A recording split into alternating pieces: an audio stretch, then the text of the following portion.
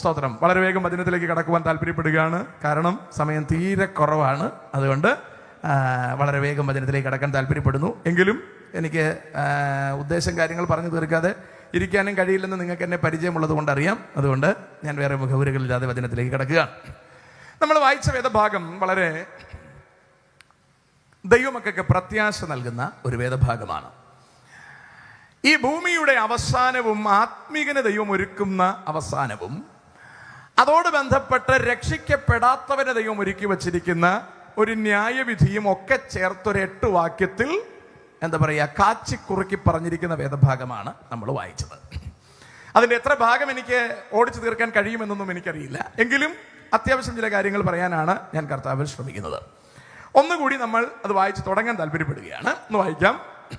ഞാൻ പുതിയ ആകാശവും പുതിയ ഭൂമിയും കണ്ടു. ഞാൻ പുതിയ ആകാശവും പുതിയ ഭൂമിയും കണ്ടു. ഒന്നാമത്തെ ആകാശവും ഒന്നാമത്തെ ഭൂമിയും ഒഴിഞ്ഞു പോയി. ഒന്നാമത്തെ ആകാശവും ഒന്നാമത്തെ ഭൂമിയും ഒഴിഞ്ഞു പോയി. സമുദ്രവും ഇനിയില്ല. സമുദ്രവും ഇനി ഇല്ല.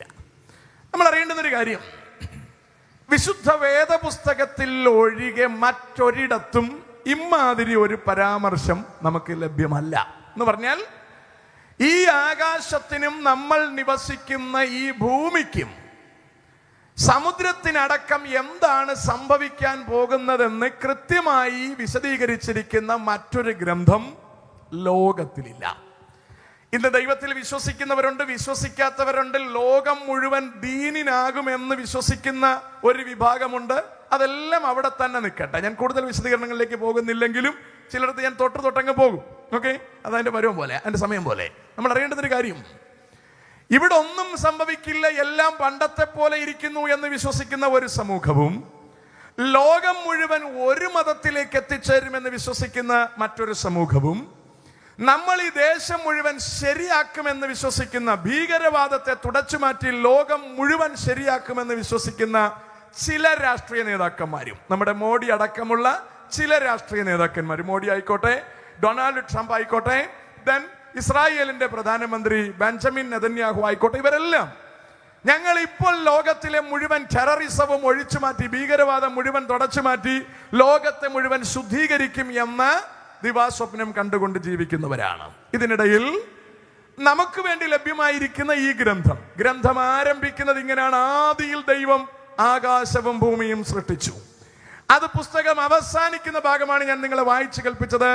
ഒന്നാമത്തെ ഭൂമി, ദാറ്റ് മീൻസ് നമ്മൾ ഇന്ന് വസിക്കുന്ന ഈ ഭൂമിയും ആകാശവും സമുദ്രവും ഇനിയില്ല, പുതിയതൊന്ന് വരാൻ പോകുന്നു എന്നാണ് തിരുവെഴുത്ത് പരാമർശിക്കുന്നത്. ഇനി ഇതിലെ ഗൗരവമേറിയ കാര്യങ്ങളെ കുറിച്ച് ഒറ്റ വാക്ക് ഞാൻ പറഞ്ഞ് മുൻപിലേക്ക് പോകാം. എന്ന് പറഞ്ഞാൽ, ഈ ഭൂമിയുടെ ആരംഭത്തെക്കുറിച്ച് വിശുദ്ധ വേദപുസ്തകത്തിൽ ഒഴികെ മറ്റൊരിടത്തും പ്രതിപാദിക്കുന്നില്ല.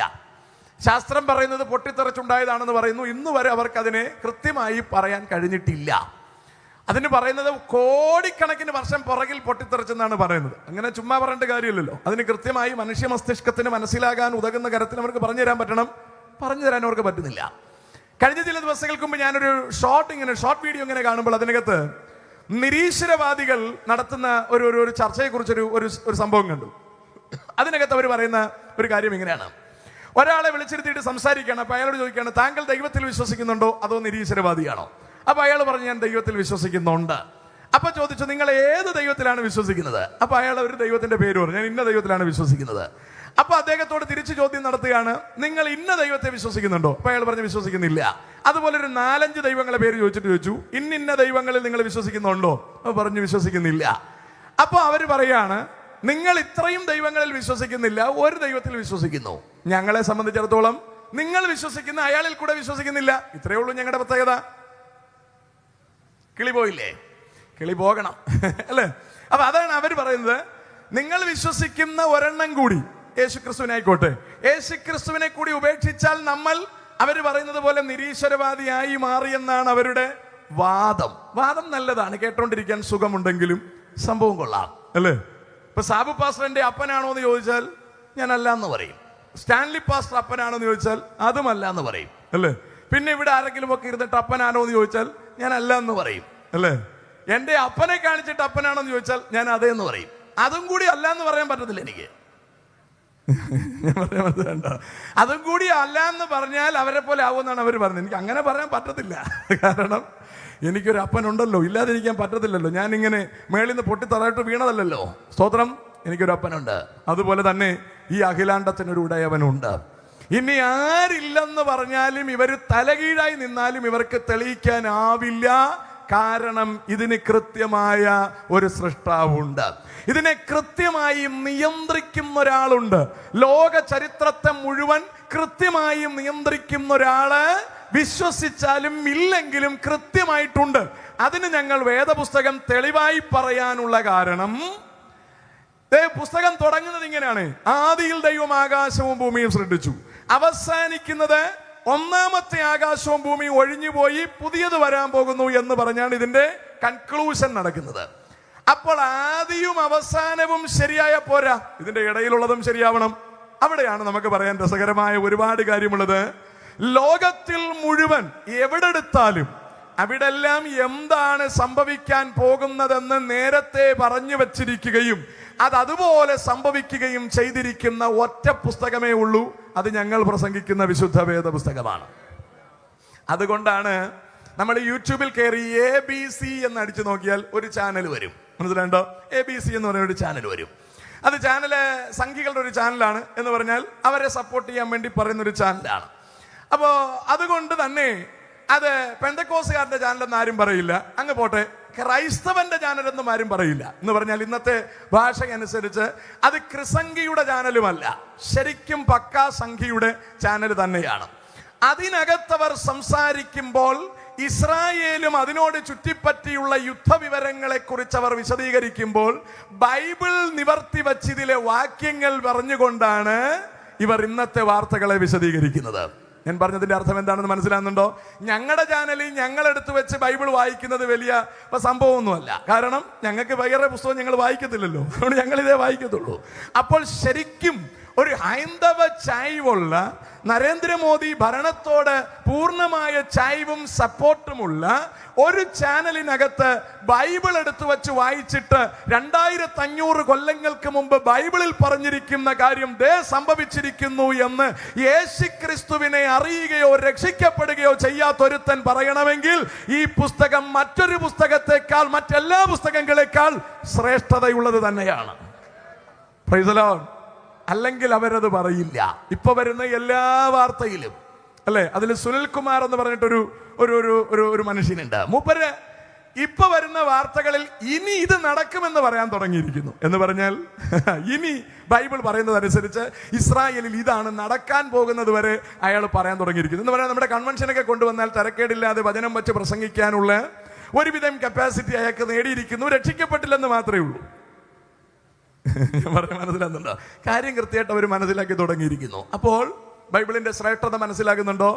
നമ്മളിതിങ്ങനെ കക്ഷത്ത് വെച്ച് കൊണ്ടു നടക്കുകയാണ്. ഇതിന്റെ ശ്രേഷ്ഠത എത്രത്തോളം നമ്മൾ അറിഞ്ഞിട്ടുണ്ടെന്ന് എനിക്കറിയില്ല. കഴിഞ്ഞ ചില ദിവസങ്ങൾക്ക് മുമ്പ്, എന്ന് പറഞ്ഞാൽ ഐ തിങ്ക് ഈ കഴിഞ്ഞ ആഴ്ചയുടെ പകുതിക്ക് ശേഷം വെള്ളിയാഴ്ച ഞാനിവിടെ എറണാകുളത്തായിരുന്നു എൻ്റെ മീറ്റിംഗ്. ഞാനപ്പോൾ അങ്ങോട്ടേക്ക് പോകുന്ന സമയം എൻ്റെ ഒരു ഫ്രണ്ട് എന്നെ വിളിച്ച് സംസാരിച്ചുകൊണ്ടിരിക്കുകയായിരുന്നു. ഫ്രണ്ട് എന്ന് പറഞ്ഞാൽ ഇച്ചിരി പ്രായമുള്ള ഒരാൾ, ഒരു 10-60 വയസ്സുള്ള ഒരാളാണ്.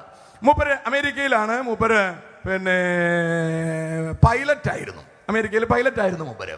അപ്പൊ പൈലറ്റ് ആയിരുന്ന സമയത്താണ് മൂപ്പര് രക്ഷിക്കപ്പെടുന്നത്. രക്ഷിക്കപ്പെട്ട് കഴിഞ്ഞപ്പോൾ അദ്ദേഹത്തിന് പാസ്റ്റർ എന്ന് പറഞ്ഞ കർത്താവിന്റെ വേല ചെയ്യണമെന്ന് വല്ലാത്ത ആഗ്രഹം. അങ്ങനെ മൂപ്പര് കർത്താവിന്റെ വേല ചെയ്യാൻ വേണ്ടി മനസ്സിൽ തീരുമാനിച്ചു. പക്ഷേ വീട്ടിൽ ആരും സമ്മതിക്കത്തില്ല അയാളെ കർത്താവിന്റെ വേല ചെയ്യാൻ. കാരണം അയാൾ പൈലറ്റാണ്, അവിടുത്തെ ഉന്നത ഉദ്യോഗസ്ഥനാണ്, നല്ല ശമ്പളം മേടിക്കുന്ന മനുഷ്യനാണ്.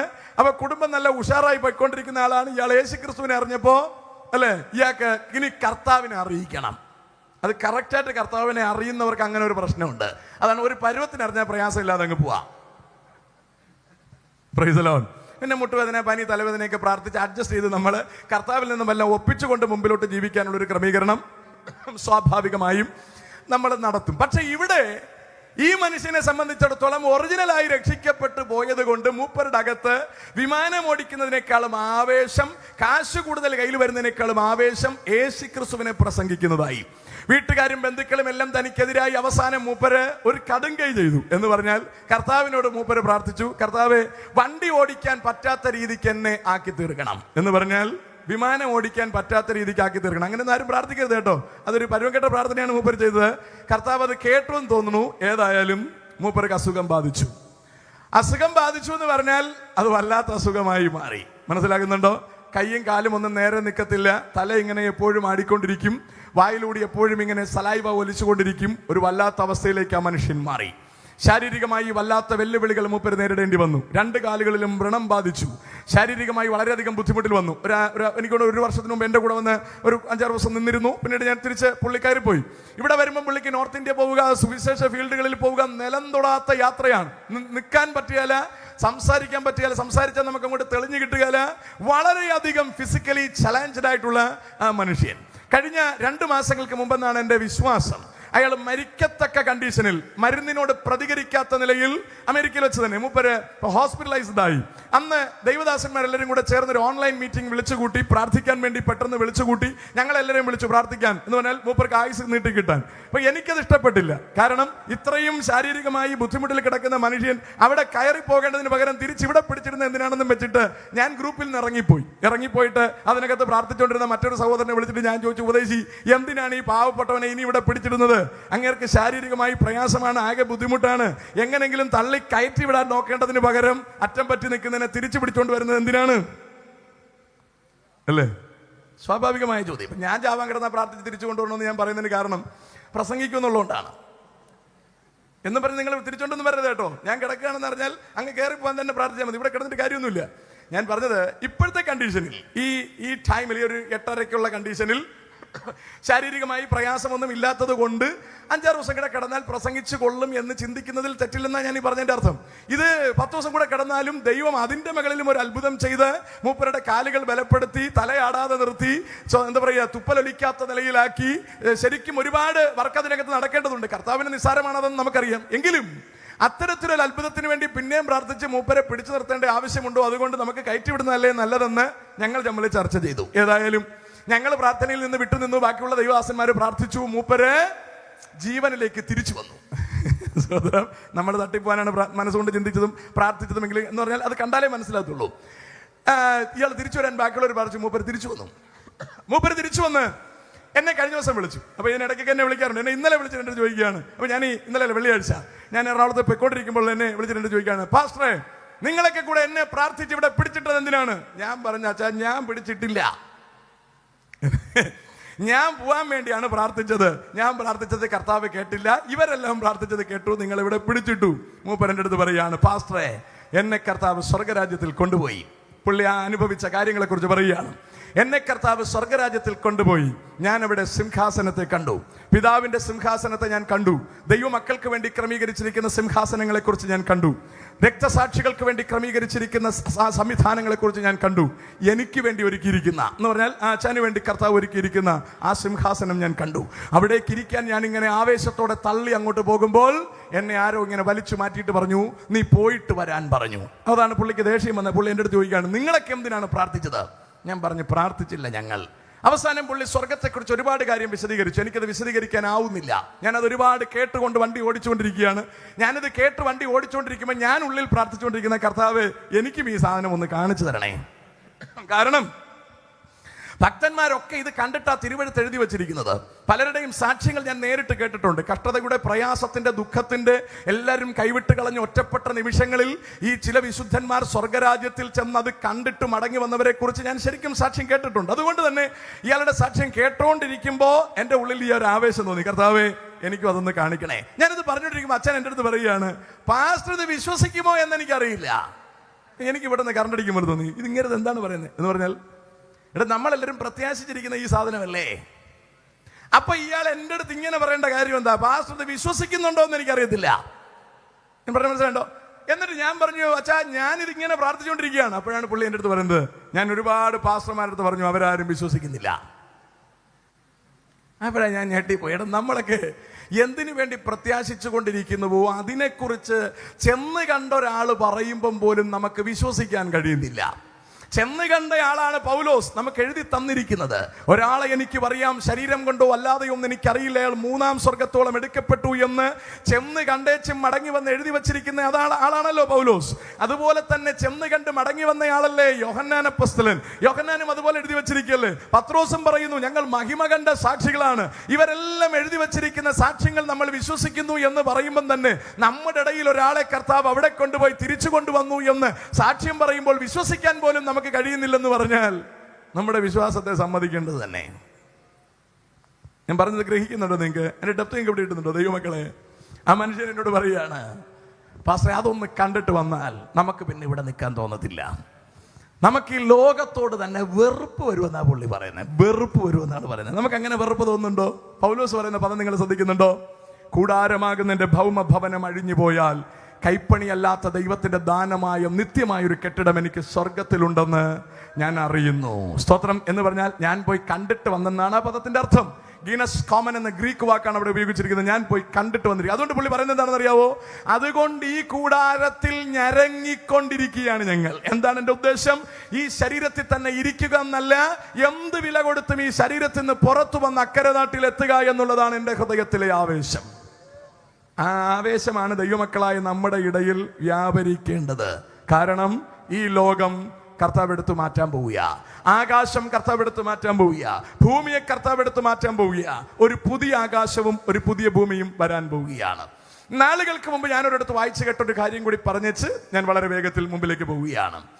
ഒരാൾ ഒരിക്കൽ വിമാനത്തിലിരുന്ന് പുസ്തകം വായിച്ചു കൊണ്ടിരിക്കുകയാണ്, ബൈബിൾ വായിച്ചു കൊണ്ടിരിക്കുകയാണ്. അയാൾ അടുത്തിരുന്ന യാത്രക്കാരൻ അടുത്തിരുന്ന് കുറെ നേരം ഇയാൾ വായിക്കുന്ന എന്താണെന്ന് ഇങ്ങനെ നോക്കിയിട്ട് അയാൾക്കൊന്നും മനസ്സിലായില്ല. അയാള് പിന്നീട് ഇതിങ്ങനെ സൂക്ഷിച്ചു നോക്കി, എന്താണ് ഇയാൾ വായിക്കുന്നത്. അപ്പൊ നമ്മൾ അങ്ങനെ ചെയ്യാറുണ്ടല്ലോ, അടുത്തിരിക്കുന്ന ആൾക്കാർ വായിക്കുന്നതൊക്കെ നമ്മളിങ്ങനെ നോക്കാറുണ്ട്, ചുമ്മാ നോക്കാറുണ്ട്. മനസ്സിലായില്ലെങ്കിൽ നമ്മളങ്ങനെ കണ്ണെടുത്ത് കളയാറുണ്ട് അല്ലേ? ദൂരയാത്രയൊക്കെ നമ്മൾ പോകുമ്പോൾ നമ്മളങ്ങനെ ചെയ്യാറുണ്ട്. അപ്പോൾ അതുപോലെ ഈ മൂപ്പരിങ്ങനെ അടുത്തിരുന്ന പാസഞ്ചർ ഇയാളിരുന്ന് വായിക്കുന്നതിന് ഇങ്ങനെ നോക്കിയപ്പോൾ അയാൾക്കൊന്നും മനസ്സിലായില്ല. പിന്നെ അയാൾ ഇത് എവിടെ തൊട്ട് വായിക്കണമെന്ന് അറിയില്ലല്ലോ. അപ്പോൾ ഒരു അക്കം എഴുതിയിട്ടുണ്ട്, 4 എഴുതിയിട്ടുണ്ട്. അവിടെ തൊട്ട് വായിക്കാന്ന് വെച്ച് മൂപ്പരിങ്ങനെ സൂക്ഷിച്ച് വായിച്ചപ്പോൾ മലാഖി പ്രവചനമാണ് വാക്യം. മലാഖി പ്രവചനം 4-ാം അധ്യായമാണ് വാക്യം. ചൂള പോലെ കത്തുന്ന ഒരു ദിവസം വരും എന്നും പറഞ്ഞുള്ള വാക്യമാണ് അല്ലെ? അപ്പൊ ഈ പുള്ളി ഇങ്ങനെ കേട്ടു, ഇതെല്ലാം വായിച്ചിട്ട് പുള്ളി വെച്ചു, താങ്കൾ എന്ത് പുസ്തകമാണ് വായിക്കുന്നത്? അപ്പൊ അയാൾ പറഞ്ഞു, ഞാൻ ബൈബിൾ വായിക്കുകയാണ്. അപ്പൊ അയാൾ വെച്ചു, ഇതിൽ എന്തൊക്കെയാണ് എഴുതി വെച്ചിരിക്കുന്നത്? അപ്പൊ ഈ സുവിശേഷകന് സന്തോഷമായി. മൂപ്പര് കുറെ കാര്യങ്ങൾ അങ്ങോട്ട് പറഞ്ഞു. അപ്പൊ അയാൾ വെച്ചു, ഈ എഴുതി വെച്ചിരിക്കുന്ന കാര്യത്തിൽ എന്തെങ്കിലും കഴമ്പുണ്ടോ, എന്തെങ്കിലും യാഥാർത്ഥ്യമുണ്ടോ? അപ്പൊ അയാൾ പറഞ്ഞു, ഇതിൽ പറഞ്ഞിരിക്കുന്ന കാര്യം അതുപോലെ സംഭവിക്കും. പിന്നെ അയാൾ കൂടുതൽ കാര്യങ്ങൾ ഇങ്ങോട്ട് ചോദിക്കാൻ തുടങ്ങി. ചോദിക്കുന്നതനുസരിച്ച് ഇയാൾ പറയാൻ തുടങ്ങി. പറഞ്ഞ് കുറെ കഴിഞ്ഞപ്പോഴത്തേക്ക് അയാൾ ചോദിച്ചു, താങ്കൾ ആരാണ്, താങ്കൾക്ക് എന്താണ് പണി? അപ്പൊ അയാൾ പറഞ്ഞു, ഞാൻ സുവിശേഷകനാണ്. അപ്പൊ അയാൾ പറഞ്ഞു, എന്ന് പറഞ്ഞാൽ ഈ പുസ്തകത്തിൽ എഴുതിയിരിക്കുന്ന കാര്യങ്ങൾ എല്ലായിടത്തും ചെന്ന് പറയുകയാണ് എന്റെ ജോലി. അതിന്റെ ഭാഗമായിട്ടാണ് ഞാൻ വിമാനത്തിൽ യാത്ര ചെയ്തുകൊണ്ടിരിക്കുന്നത്. ഇങ്ങനെ ഞാൻ എല്ലാ സ്ഥലത്തും ചെന്ന് ഈ സംഭവം അറിയിക്കുകയാണ് എന്റെ പണി. അപ്പൊ അയാൾ ചോദിച്ചു, ഈ പറഞ്ഞിരിക്കുന്ന കാര്യങ്ങൾ ശരിയാണോ? അപ്പൊ അയാൾ പറഞ്ഞു, അതെ, ഈ ഭൂമി കത്താൻ പോവുകയാണ്, ഈ ഭൂമിക്ക് ഇങ്ങനെ കാര്യങ്ങൾ സംഭവിക്കാൻ പോവുകയാണെന്നുള്ള കാര്യം അയാൾ പറഞ്ഞു കൊടുത്തു. അപ്പൊ ആ പാസഞ്ചർ ഇയാളെ നോക്കിയിട്ട് പറയാണ്, താങ്കൾ കള്ളനാണ്. ഒരു പാസ്റ്റർ അടുത്ത് കള്ളനാണെന്ന് വല്ലതും പറഞ്ഞിട്ട് വീട്ടിൽ പോകാൻ പറ്റുമെന്ന് വിചാരിക്കുന്നുണ്ടോ? വിമാനത്തെ വരെ ശപിച്ച് വെള്ളത്തിലിട്ട് കളയും അല്ലേ? പിന്നെ എന്തുകൊണ്ടോ അയാൾ തലനാരഴയ്ക്ക് രക്ഷപ്പെട്ടെന്ന് വേണം പറയാൻ. അയാൾ ചോദിച്ചു, അതെന്താണ് നിങ്ങൾ അങ്ങനെ പറയാൻ കാര്യം? അപ്പൊ അയാൾ പറയാണ്, താങ്കളടുത്ത് ഞാനിരുന്ന് മണിക്കൂറുകൾ കൊണ്ട് യാത്ര ചെയ്യുകയാണ്, ഈ പുസ്തകത്തിന്റെ അകത്ത് എഴുതി വെച്ചിരിക്കുകയാണ് കംപ്ലീറ്റ് കത്താൻ പോവുകയാണെന്ന്. ഇത് കൃത്യമായിട്ട് അറിയാമെന്നുള്ള ആളാണ് താങ്കൾ ആരുടെത്തോ പറയാൻ പോവുകയാണ്. ഞാൻ താങ്കളുടെ അടുത്ത് ഇത്രയും നേരം ഇരുന്നിട്ട് എന്നോടൊരു വാക്ക് ഇത് പറയാൻ താങ്കൾക്ക് കഴിഞ്ഞില്ല. ശരിയല്ലേ കാര്യം? ശരിയല്ലേ?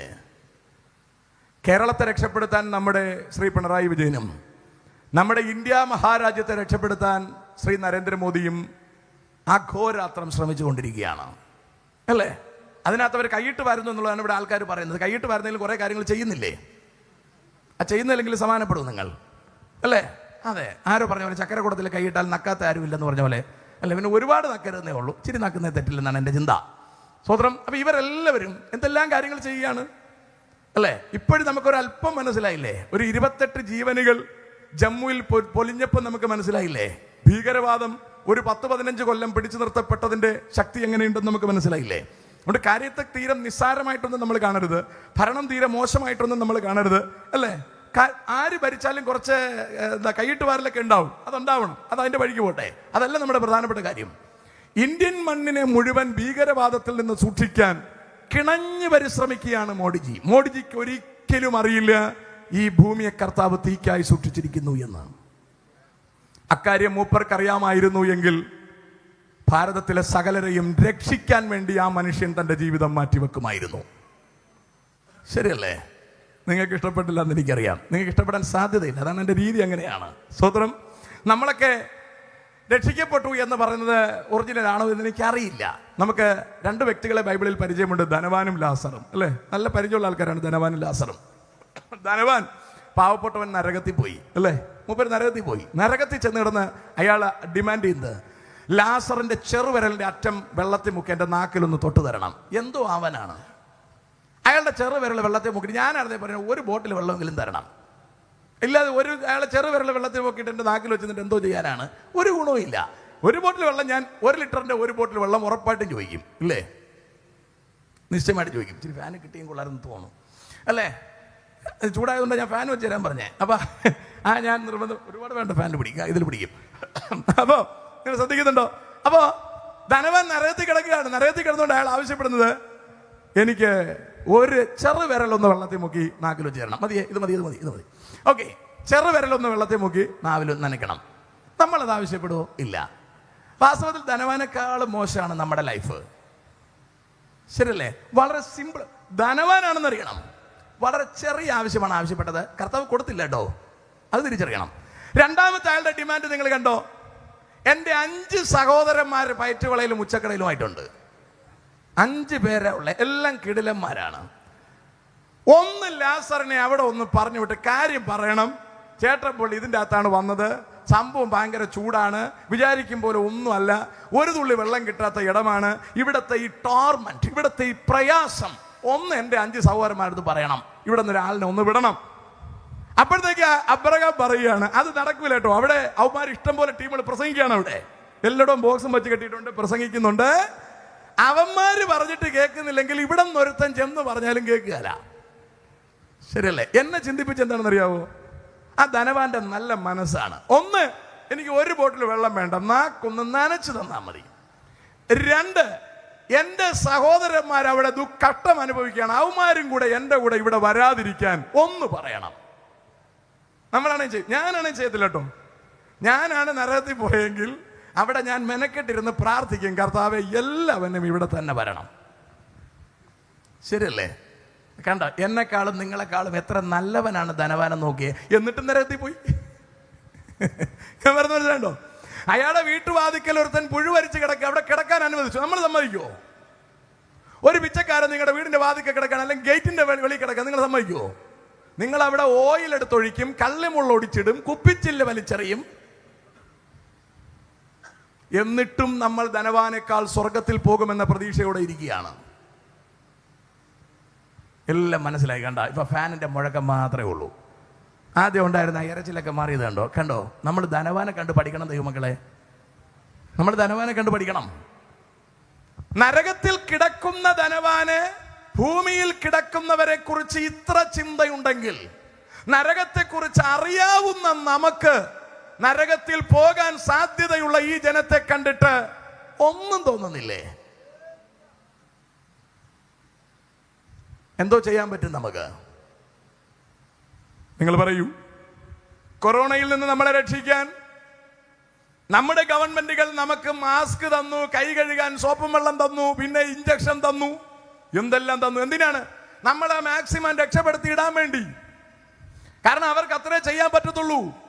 അതിനുവേണ്ടി അവർ കിണഞ്ഞു പരിശ്രമിച്ചു. ഇത്രയും ചെയ്തു തന്നെ നമ്മളെ ഇവിടെ നിർത്തിയിരിക്കുമ്പോൾ, അവർ അത്രയും സ്നേഹിച്ച് നമ്മളെ ജീവനോടെ നിർത്തിയിരിക്കുമ്പോൾ, അവർ നരകത്തിൽ പോകാൻ സാധ്യതയുള്ള കാര്യം അറിഞ്ഞിട്ടറിയാത്ത പോലെ നടക്കുന്ന നമ്മളെ കള്ളന്മാരെന്നല്ലാതെ പിന്നെ എന്താണ് വിളിക്കേണ്ടത്? ഞാൻ പറഞ്ഞത് നിങ്ങൾക്ക് മനസ്സിലായിട്ടാണോ നിങ്ങൾ ഇങ്ങനെ കഷായം കുടിച്ച പോലെ ഇരിക്കുന്നതോ?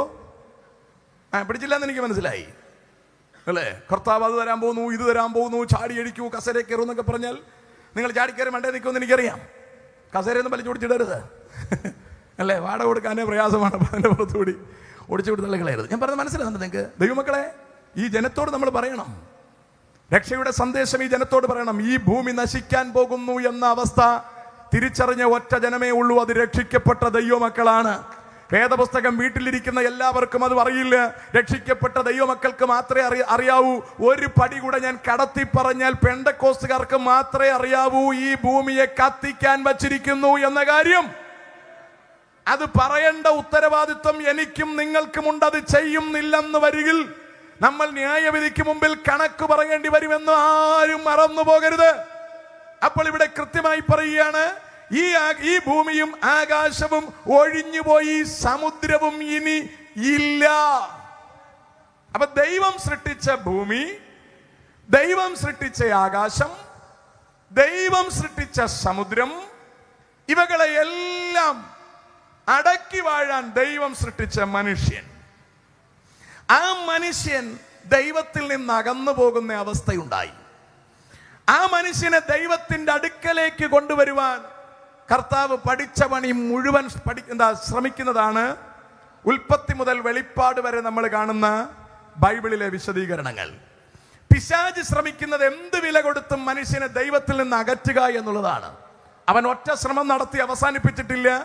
പത്രോസ് പറയുന്നു, അലറുന്ന സിംഹം എന്ന പോലെ അവൻ ചുറ്റിത്തിരിഞ്ഞ് നടക്കുന്നു, നാര വിഴുങ്ങേണ്ടു എന്ന് ചുറ്റിത്തിരിഞ്ഞ് നടക്കുന്നു എന്നാണ് പറയുന്നത്.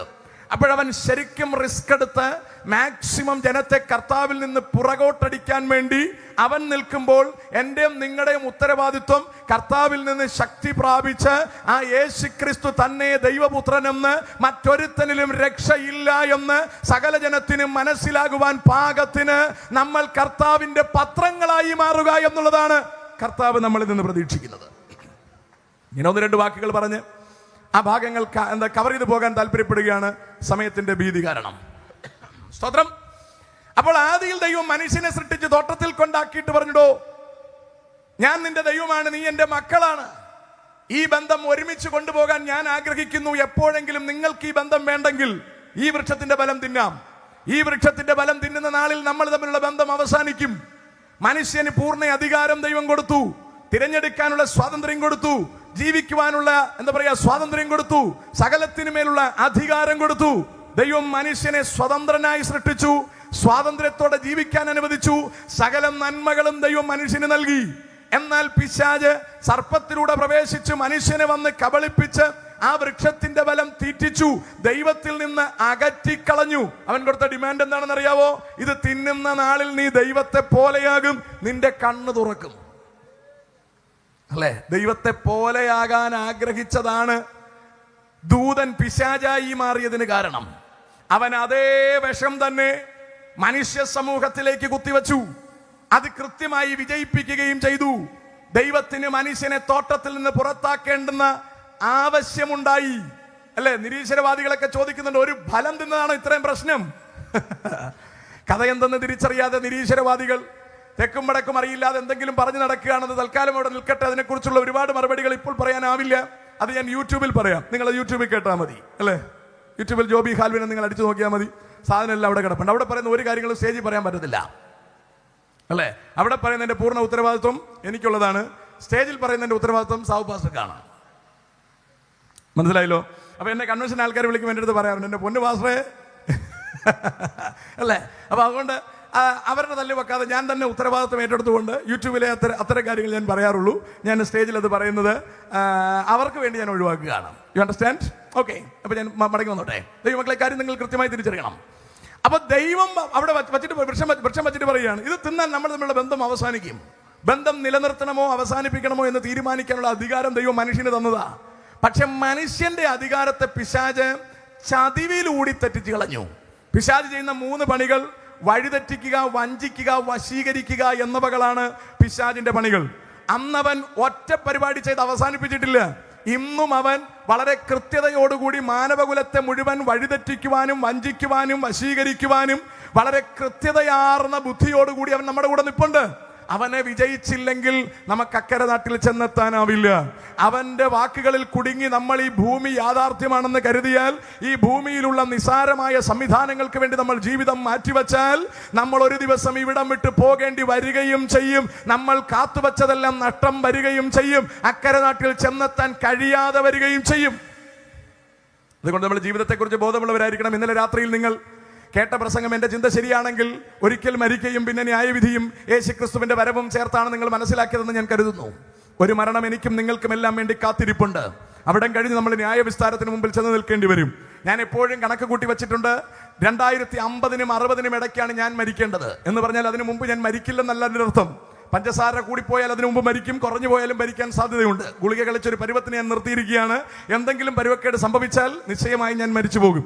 പ്രഷർ മുകളിലോട്ടോ താഴോട്ടോ പിടിച്ചാൽ മരിക്കും, അല്ലേ? ബാക്കി അതുപോലുള്ള എന്ത് സംഭവത്തിന് മുകളിലോട്ടോ താഴോട്ടോ വന്നാൽ ഞാൻ വീണ് മരിച്ചു പോകാൻ സാധ്യതയുണ്ട്. അപകടങ്ങളിൽ പെട്ടുപോയാൽ മരിക്കാൻ സാധ്യതയുണ്ട്. തേങ്ങ തലയിൽ വീണാലും മരിക്കാൻ സാധ്യതയുണ്ട്. യൂട്യൂബ് വീഡിയോ കണ്ട് ആരെങ്കിലും തല്ലിക്കൊന്നാലും ചാകാൻ സാധ്യതയുണ്ട്. ഇതൊന്നും സംഭവിച്ചില്ലെങ്കിൽ 2050-നും 60-നും ഇടയ്ക്ക് ഞാൻ മരിക്കും. ഞാൻ പറഞ്ഞ മനസ്സിലാണ്ടോ? എന്തായാലും 2100 വരെ ഇവിടെ നിൽക്കാൻ ഞാൻ പ്ലാൻ ചെയ്യുന്നില്ലെന്നല്ല, ഇടപാട് നടക്കൂല. ഈ 2050 കഴിഞ്ഞാൽ തന്നെ പിന്നെ വണ്ടി ഉരുട്ടിക്കൊണ്ട് നടക്കേണ്ടി വരും. എൻ്റെ വീട്ടിൽ പട്ടാളക്കാരനുണ്ട്, 85 വയസ്സുകാരൻ. മൂപ്പരിപ്പോൾ വണ്ടി ഉരുട്ടിക്കൊണ്ടാണ് നടക്കുന്നത്, അല്ലേ? 85 വയസ്സായപ്പോൾ മൂപ്പർക്ക് വണ്ടി ഉരുട്ടാനെങ്കിലും പറ്റുന്നുണ്ട്. അതിനുപോലും പറ്റാത്ത പലരെയും ഞാൻ കണ്ടിട്ടുണ്ട്. സ്വത്രം. ബാക്കിയെല്ലാം നിങ്ങൾക്കറിയാം. ഞാൻ ആ ഭാഗത്തേക്ക് എങ്ങും പോകുന്നില്ല. ഞാൻ പറഞ്ഞതിൻ്റെ അർത്ഥം, നമ്മൾ മുഴു ലോകവും നേടിയാലും, ഇവിടെ എന്തൊക്കെ പേര് നേടിയാലും, പ്രശസ്തി നേടിയാലും, എന്തൊക്കെ സംഭവം കയ്യിൽ വച്ചേക്കാമെന്ന് വെച്ചാലും 2050-നും 60-നും ഇടയ്ക്ക് ഞാൻ ഇവിടം വിട്ട് പോകേണ്ടി വരുമെന്ന ബോധം എനിക്കുണ്ടെങ്കിൽ പോകേണ്ടിടത്തെ കുറിച്ചല്ലേ ഞാൻ ബോധവാനാകാൻ, അല്ലേ? ഇപ്പൊ പോകേണ്ടിടത്തെ കുറിച്ച് ബോധവാനാകാൻ. ഞാൻ എൻ്റെ കാര്യമാണ് 2050-60 പറഞ്ഞത്. ഇവിടെ ഇരിക്കുന്ന 3/4% അങ്ങനൊന്നും ഇല്ല. 30-നകത്ത് ഡേറ്റുള്ള ഒരുപാട് പീസ് ഇതിനകത്തിരിപ്പുണ്ട്. അതുകൊണ്ട് 50 വെച്ചോണ്ട് ചുമ്മാ ഇരുന്ന് കളയരുത്. ഇന്ന് രാത്രി മാനസാന്തരപ്പെടണം. ബുക്കും പേപ്പറും എല്ലാം ക്ലിയർ ആക്കിയിട്ട് വേണം ഗ്രൗണ്ട് വിടാൻ. ചിലപ്പോൾ നിങ്ങൾക്ക് വേണ്ടി മാത്രമായിരിക്കാം ഇമാതിരി ഒരു കൺവെൻഷൻ ഇവിടെ ക്രമീകരിച്ചത്. ഏപ്രിൽ കഴിയുന്നതോടുകൂടി ഡേറ്റ് വരാൻ സാധ്യതയുണ്ട്. ഞാൻ ചുമ്മാ പറഞ്ഞതല്ല. പിന്നെ ഇരിക്കും നോക്കിയേ, അല്ലേ? ചിലപ്പം പ്ലൈവുഡൊക്കെ വന്ന് കാണും വെള്ളം മേടിക്കാൻ വേണ്ടി മാത്രം. പ്ലൈവുഡൊക്കെ കട്ട് ചെയ്ത് വെച്ചിട്ടുണ്ടാവും. കൺവെൻഷൻ കഴിയുമ്പോൾ സംഭവം തട്ടിക്കൂട്ടും. അതിന് ഒരുപാട് നേരം വേണ്ട, അവർ പെട്ടെന്ന് തട്ടിക്കൂട്ടും. സ്തോത്രം. വീട്ടിൽ ടാർപ്പ വലിച്ചു കെട്ടാൻ ഒരുപാട് നേരം വേണ്ട. 10 കസേര കൊണ്ട് ഇറക്കാനും ട്യൂബ്. നിങ്ങൾ ആ പിള്ളേർ സ്പീഡിൽ ചെയ്യുന്ന കണ്ടിട്ടില്ലേ നിങ്ങൾ? ഓരോ വീട്ടിൽ തട്ടിപ്പോയി എന്ന് പറഞ്ഞ് തീരുന്ന മുമ്പേ, കണ്ണടച്ച് തുറക്കുന്നതിന് മുമ്പ് എവിടെ നിന്നാണ് ഇവർ ഈ എന്താ പറയുക വാടകയ്ക്ക് കൊടുക്കുന്ന ആൾക്കാർ അറിഞ്ഞെത്തുന്ന അറിയാൻ പാടില്ല. കണ്ണടച്ച് തുറക്കുമ്പോൾ വന്ന് ട്യൂബ് കെട്ട് തുടങ്ങുകയാണ്.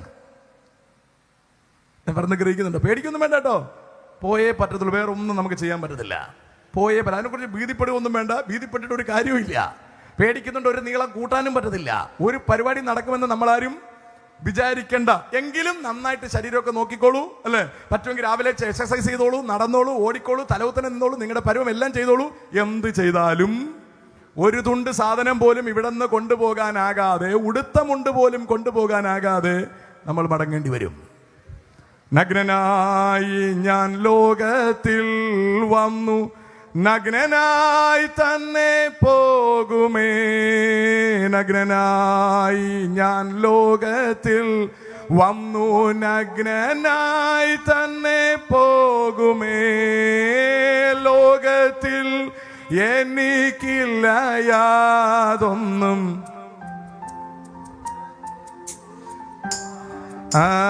ലോകത്തിൽ എനിക്കില്ല യാതൊന്നും, എന്റെ കൂടങ്ങ് പോരുവാൻ.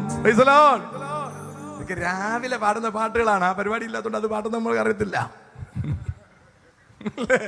നേരത്തെ ആദ്യം പാടിയ പാട്ട് നമ്മൾ പാടിയതിന് കാരണം മരണ വീട്ടിൽ കേൾക്കുന്നുണ്ടാണ്, അല്ലേ? വേഗം നാം ചേർന്ന് അത് മരണ വീട്ടിലേക്ക് നമ്മൾ കേൾക്കുന്നുണ്ട്. ഒരു ഐഡിയ ഉണ്ട്, അതുകൊണ്ട് അത് പാടിയത്. ഈ പാട്ടിന് രാവിലെ പ്രാർത്ഥന ഉണ്ടെങ്കിലേ പറ്റുള്ളൂ. 8-8:30 9 മണിക്ക് കഴിക്കുന്നവർക്ക് അങ്ങനെ ഒരു പ്രാർത്ഥനയ്ക്കുള്ള സൗകര്യം കിട്ടാൻ സാധ്യതയില്ലാത്തത് കൊണ്ട് ആ പാട്ട്, അതാണ് ഞാൻ ഇങ്ങനെ ശ്രദ്ധിച്ചത്. ആരെങ്കിലും കേൾക്കുന്നുണ്ടോ, പാടുന്നുണ്ടോ എന്ന്. അപ്പോൾ പഴയ ആൾക്കാർ പാടുന്നുണ്ട്. കാരണം അവരുടെ കൊച്ചിലെ അപ്പച്ചനും അമ്മച്ചിയും പാടിപ്പിച്ച് കൊടുത്തത് കൊണ്ട് അവർക്കറിയാം. കാലം പോയ പോക്കെ ഉണ്ടോ? അതിന്റെ വഴിക്ക് പോട്ടെ, നമുക്ക് സമയം നമുക്ക് തിരിച്ചു വരാം. ദൈവമക്കളെ, നമ്മൾ ഇവിടെ നിന്ന് അക്കരെ പോയേ മതിയാകൂ. നമ്മൾ ദൈവത്തിൽ നിന്നും അകന്നു പോകത്തക്ക സംവിധാനം ഉണ്ടാക്കി വച്ചത് പിശാചാണ്. ദൈവം പിന്നെ അവിടെ മുതൽ ഉൽപ്പത്തിയിൽ ഒരു ആടിനെ യാഗം കഴിച്ചുകൊണ്ട് അതിന്റെ തോലെടുത്ത് മനുഷ്യനെ ഉടുപ്പിച്ച് തൽക്കാലത്തേക്ക് മാനക്കേട് മാറ്റി ദൈവം മനുഷ്യനെ തോട്ടത്തിൽ നിന്ന് പുറത്താക്കി. പിശാചിന് തുടക്കം തൊട്ടുള്ള പണി മനുഷ്യന്റെ കുപ്പായം അഴിക്കുക. ദൈവത്തിന് തുടക്കം തൊട്ടുള്ള പണി മനുഷ്യനെ കുപ്പായം ഉടുപ്പിക്കുക. ചുമ്മാ കുപ്പായം മാത്രമല്ല, തേജസ്സും ബഹുമാനവും അടക്കം അവനെ അണിയിപ്പിക്കുവാൻ അവന്റെ പിതാവ് ഒരുങ്ങിയിരിക്കുകയാണ്. നമ്മൾ ആരെങ്കിലും നമ്മുടെ പിള്ളേരുടെ കുപ്പായം വലിച്ചഴിക്കോ? ഇല്ല. അവരെ മഹത്വത്തിലേക്ക് നടത്താൻ നമ്മൾ ശ്രമിക്കും, അല്ലേ?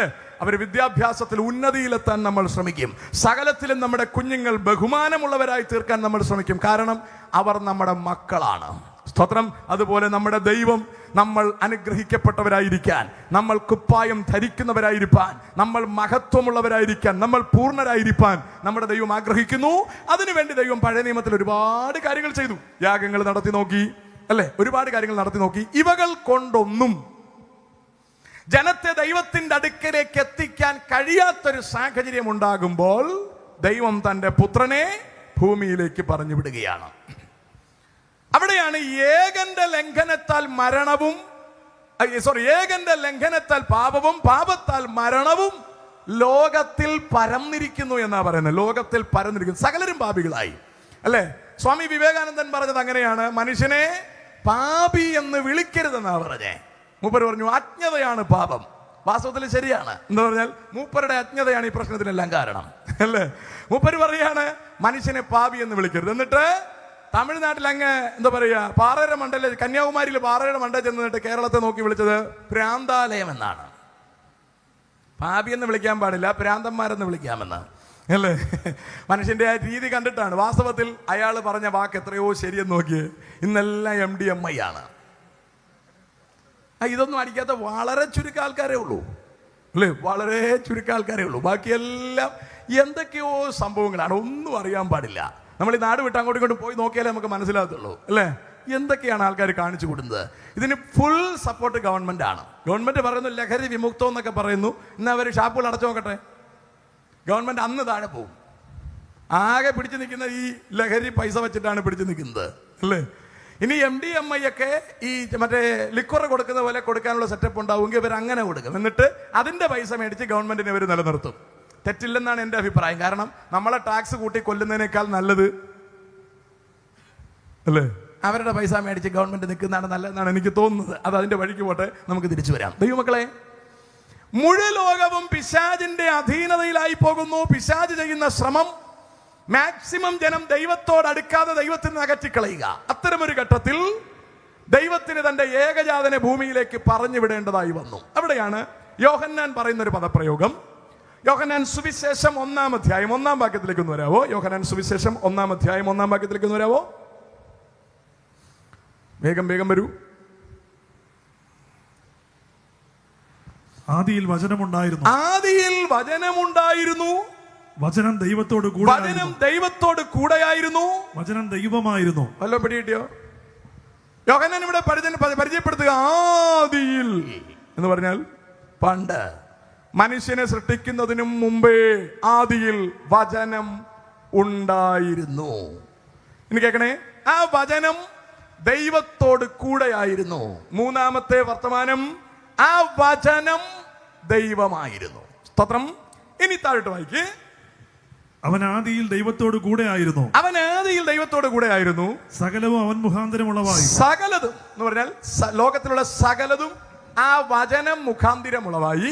ഉളവായതൊന്നും അവനെ കൂടാതെ ഉളവായതല്ല. അപ്പൊ ഒരൊറ്റ സാധനവും ആ വചനമല്ലാതെ, വചനത്തെ കൂടാതെ ഉളവായിട്ടില്ല. വൈകി. അവനിൽ ജീവൻ ഉണ്ടായിരുന്നു. അടുത്ത പദം ശ്രദ്ധിക്കണം. വചനമായ ആ പേഴ്സണെ കുറിച്ച് പറയുകയാണ്. ആ വചനത്തിൽ ജീവൻ ഉണ്ടായിരുന്നു. ജീവൻ എന്ന് പറഞ്ഞാൽ റിലേഷൻ എന്നാണ് അർത്ഥം, ബന്ധം എന്നാണ് അർത്ഥം. പിതാവിനെയും മനുഷ്യനെയും തമ്മിൽ ബന്ധിപ്പിക്കുവാൻ, ദൈവത്തെയും മനുഷ്യനെയും തമ്മിൽ ബന്ധിപ്പിക്കുവാനുള്ള ആ ബന്ധത്തിന്റെ ശക്തി, ആ ജീവൻ ആ വചനത്തിലുണ്ടായിരുന്നു എന്നാണ് പറയുന്ന വാക്കിന്റെ അർത്ഥം. വായിക്കേ. ജീവൻ മനുഷ്യരുടെ വെളിച്ചമായിരുന്നു. ജീവൻ മനുഷ്യരുടെ വെളിച്ചമാണ്. കണ്ടോ, നമ്മൾ തമ്മിൽ കാണാൻ കഴിയുന്നതിന് കാരണം ഇവിടെ വെളിച്ചമുള്ളതുകൊണ്ടാ. ഈ വെളിച്ചം ഇവിടെ ഓഫ് ചെയ്താൽ നമുക്ക് തമ്മിൽ കാണാനൊക്കെ ഇല്ല. അപ്പൊ ദൈവത്തിന്റെ അടുക്കലേക്ക് മനുഷ്യൻ എത്താൻ കഴിയുന്ന ഒരു വെളിച്ചമായിരുന്നത് ഈ വചനമാണ്. ഞാൻ ആളിലേക്ക് പിന്നെ വരാം. ഈ വചനമാണ്. അപ്പോൾ ആ വചനത്തെ കുറിച്ച് അല്ലെങ്കിൽ ആ പേഴ്സണെ കുറിച്ച് 3 പദപ്രയോഗങ്ങൾ അവിടെ നടത്തി. ഒന്ന്, ആ വചനമാണ്.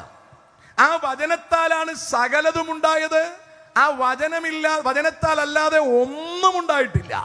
സ്വതന്ത്രം ലോകമായിക്കോട്ടെ, അമേരിക്ക ആയിക്കോട്ടെ, ഇന്ത്യ ആയിക്കോട്ടെ, കേരളമായിക്കോട്ടെ, പയറ്റുകളെ ആയിക്കോട്ടെ, ഒന്നും ആ വചനം കൂടാതെ ഉണ്ടായിട്ടില്ല. മറ്റാരും സൃഷ്ടിച്ചിട്ടുമില്ല. റൈറ്റ്? ആ വചനത്തിൽ ജീവൻ ഉണ്ടായിരുന്നു, ആ വചനം വെളിച്ചമായിരുന്നു. വൈകെ ജീവൻ മനുഷ്യരുടെ വെളിച്ചമായിരുന്നു. വെളിച്ചം ഇരുളിൽ പ്രകാശിക്കുന്നു. വെളിച്ചം ഇരുളിൽ പ്രകാശിക്കുന്നു, ഇരുളോ അതിനെ പിടിച്ചടക്കിയില്ല. ഇരുളിന് അതിനെ പിടിച്ചടക്കാൻ കഴിഞ്ഞില്ല. റൈറ്റ്? ഇനി അപ്പൊ വചനമായിരുന്നു, ആൾക്കാർക്ക് മനസ്സിലായില്ല. ജീവനായിരുന്നു, ആൾക്കാർക്ക് മനസ്സിലായില്ല. വെളിച്ചമായിരുന്നു, ആൾക്കാർക്ക് മനസ്സിലായില്ല. താഴേക്ക് വായിക്കേ. ദൈവം അയച്ചിട്ട് ഒരു മനുഷ്യൻ വന്നു. അവന് യോഹന്നാൻ എന്ന പേർ.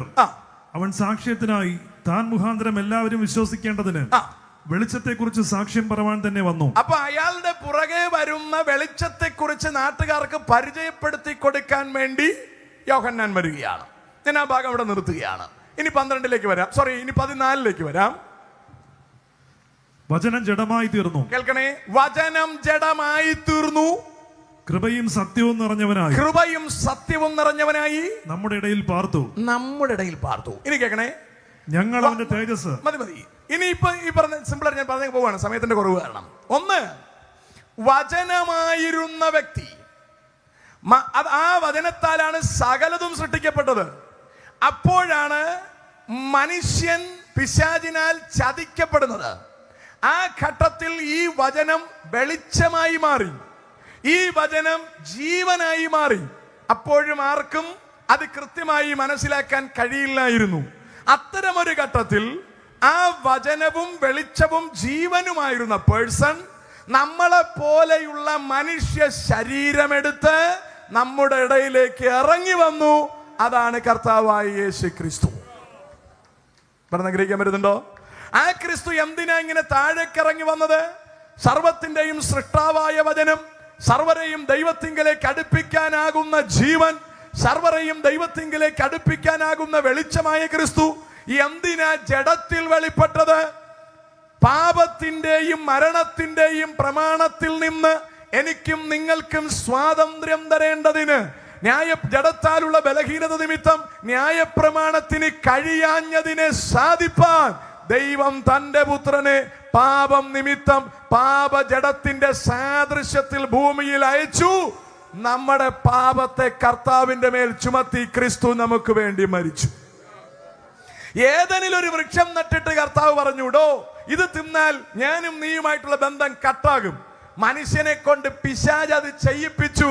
മനുഷ്യൻ ദൈവത്തിൽ നിന്ന് അകന്നുപോയ മനുഷ്യനെ തിരിച്ചു കൊണ്ടുവരുവാൻ സകല പണികളും നോക്കിയിട്ട് നടക്കാതെ വരുന്ന ഘട്ടത്തിൽ കർത്താവ് തന്റെ ഏകജാതനെ മനുഷ്യവേഷത്തിൽ ഭൂമിയിലേക്ക് ഇറക്കി വിട്ടിട്ട് പറഞ്ഞു, ഈ ക്രിസ്തുവിൽ വിശ്വസിക്കുന്ന എന്ന് പറഞ്ഞാൽ ഏതെനിൽ വൃക്ഷഫലം തിന്നുന്നവൻ ദൈവത്തിൽ നിന്ന് അകലും. ഇവിടെ ക്രിസ്തുവിൽ വിശ്വസിക്കുന്ന, ക്രിസ്തുവിനെ സ്വീകരിക്കുന്നവന് ദൈവത്തിന്റെ അടുക്കൽ വരാം. You understand? ഏതെനിൽ ആദമിനും ഹവ്വയ്ക്കും കൊടുത്തിരുന്ന സെയിം ചോയ്സ് നമുക്കും കർത്താവ് തന്നിരിക്കുന്നു. അവർക്ക് കൊടുത്ത ചോയ്സ് ബന്ധം വേർപെടുത്താനുള്ള ചോയ്സ്, നമുക്ക് തന്നിരിക്കുന്ന ചോയ്സ് ബന്ധം തിരിച്ചു പിടിക്കണമെങ്കിൽ പിടിക്കാനുള്ള ചോയ്സ്. ഇത് തിരിച്ചു കിട്ടാൻ മറ്റൊരു വഴിയില്ല. അതുകൊണ്ട് പത്രോസ് ലേഖൻ വിളിച്ചു പറഞ്ഞത് മറ്റൊരുത്തനിലും രക്ഷയില്ല. നാം രക്ഷിക്കപ്പെടുവാൻ ആകാശത്തിന് കീഴിൽ മനുഷ്യരുടെ ഇടയിൽ യേശു എന്ന നാമമല്ലാതെ മറ്റൊരു നാമമില്ല. ഇവിടെയും ഗൗരവമായി നമ്മൾ തിരിച്ചറിയണം, നമ്മൾ യേശു എന്ന് പറഞ്ഞ് വിശ്വസിക്കുന്നത് നമുക്ക് വേണ്ടി സ്വർഗത്തിൽ നിന്ന് ഭൂമിയിലേക്ക് ഇറങ്ങി വന്ന വചനമായ ക്രിസ്തു തന്നെ എന്നുറപ്പുവരുത്തണം. നമ്മുടെ പാപങ്ങളുടെ പരിഹാരത്തിന് വേണ്ടി ക്രൂശിൽ മരിച്ച ക്രിസ്തു തന്നെയാണെന്ന് ഉറപ്പുവരുത്തണം. നമുക്ക് വേണ്ടി മൂന്നാം നാൾ ഉയർത്തെഴുന്നേറ്റ ക്രിസ്തു തന്നെയാണെന്ന് ഉറപ്പുവരുത്തണം. നമുക്ക് വേണ്ടി ഇന്നും മഹിമയുടെ വലതുഭാഗത്ത് പക്ഷപാതം ചെയ്തുകൊണ്ടിരിക്കുന്ന ക്രിസ്തു തന്നെയാണെന്ന് ഉറപ്പുവരുത്തണം. നമുക്ക് വേണ്ടി വീണ്ടും വരാൻ പോകുന്നവൻ തന്നെയാണെന്ന് ഉറപ്പുവരുത്തണം. കാരണം ഇപ്പോൾ വേറൊരു സുവിശേഷം, വേറൊരാത്മാവ്, വേറൊരു ക്രിസ്തു അവൈലബിൾ ആണ്, ലഭ്യമാണ്. ഇത് മനസ്സിലാക്കാൻ ഭയങ്കര പാടാണ്.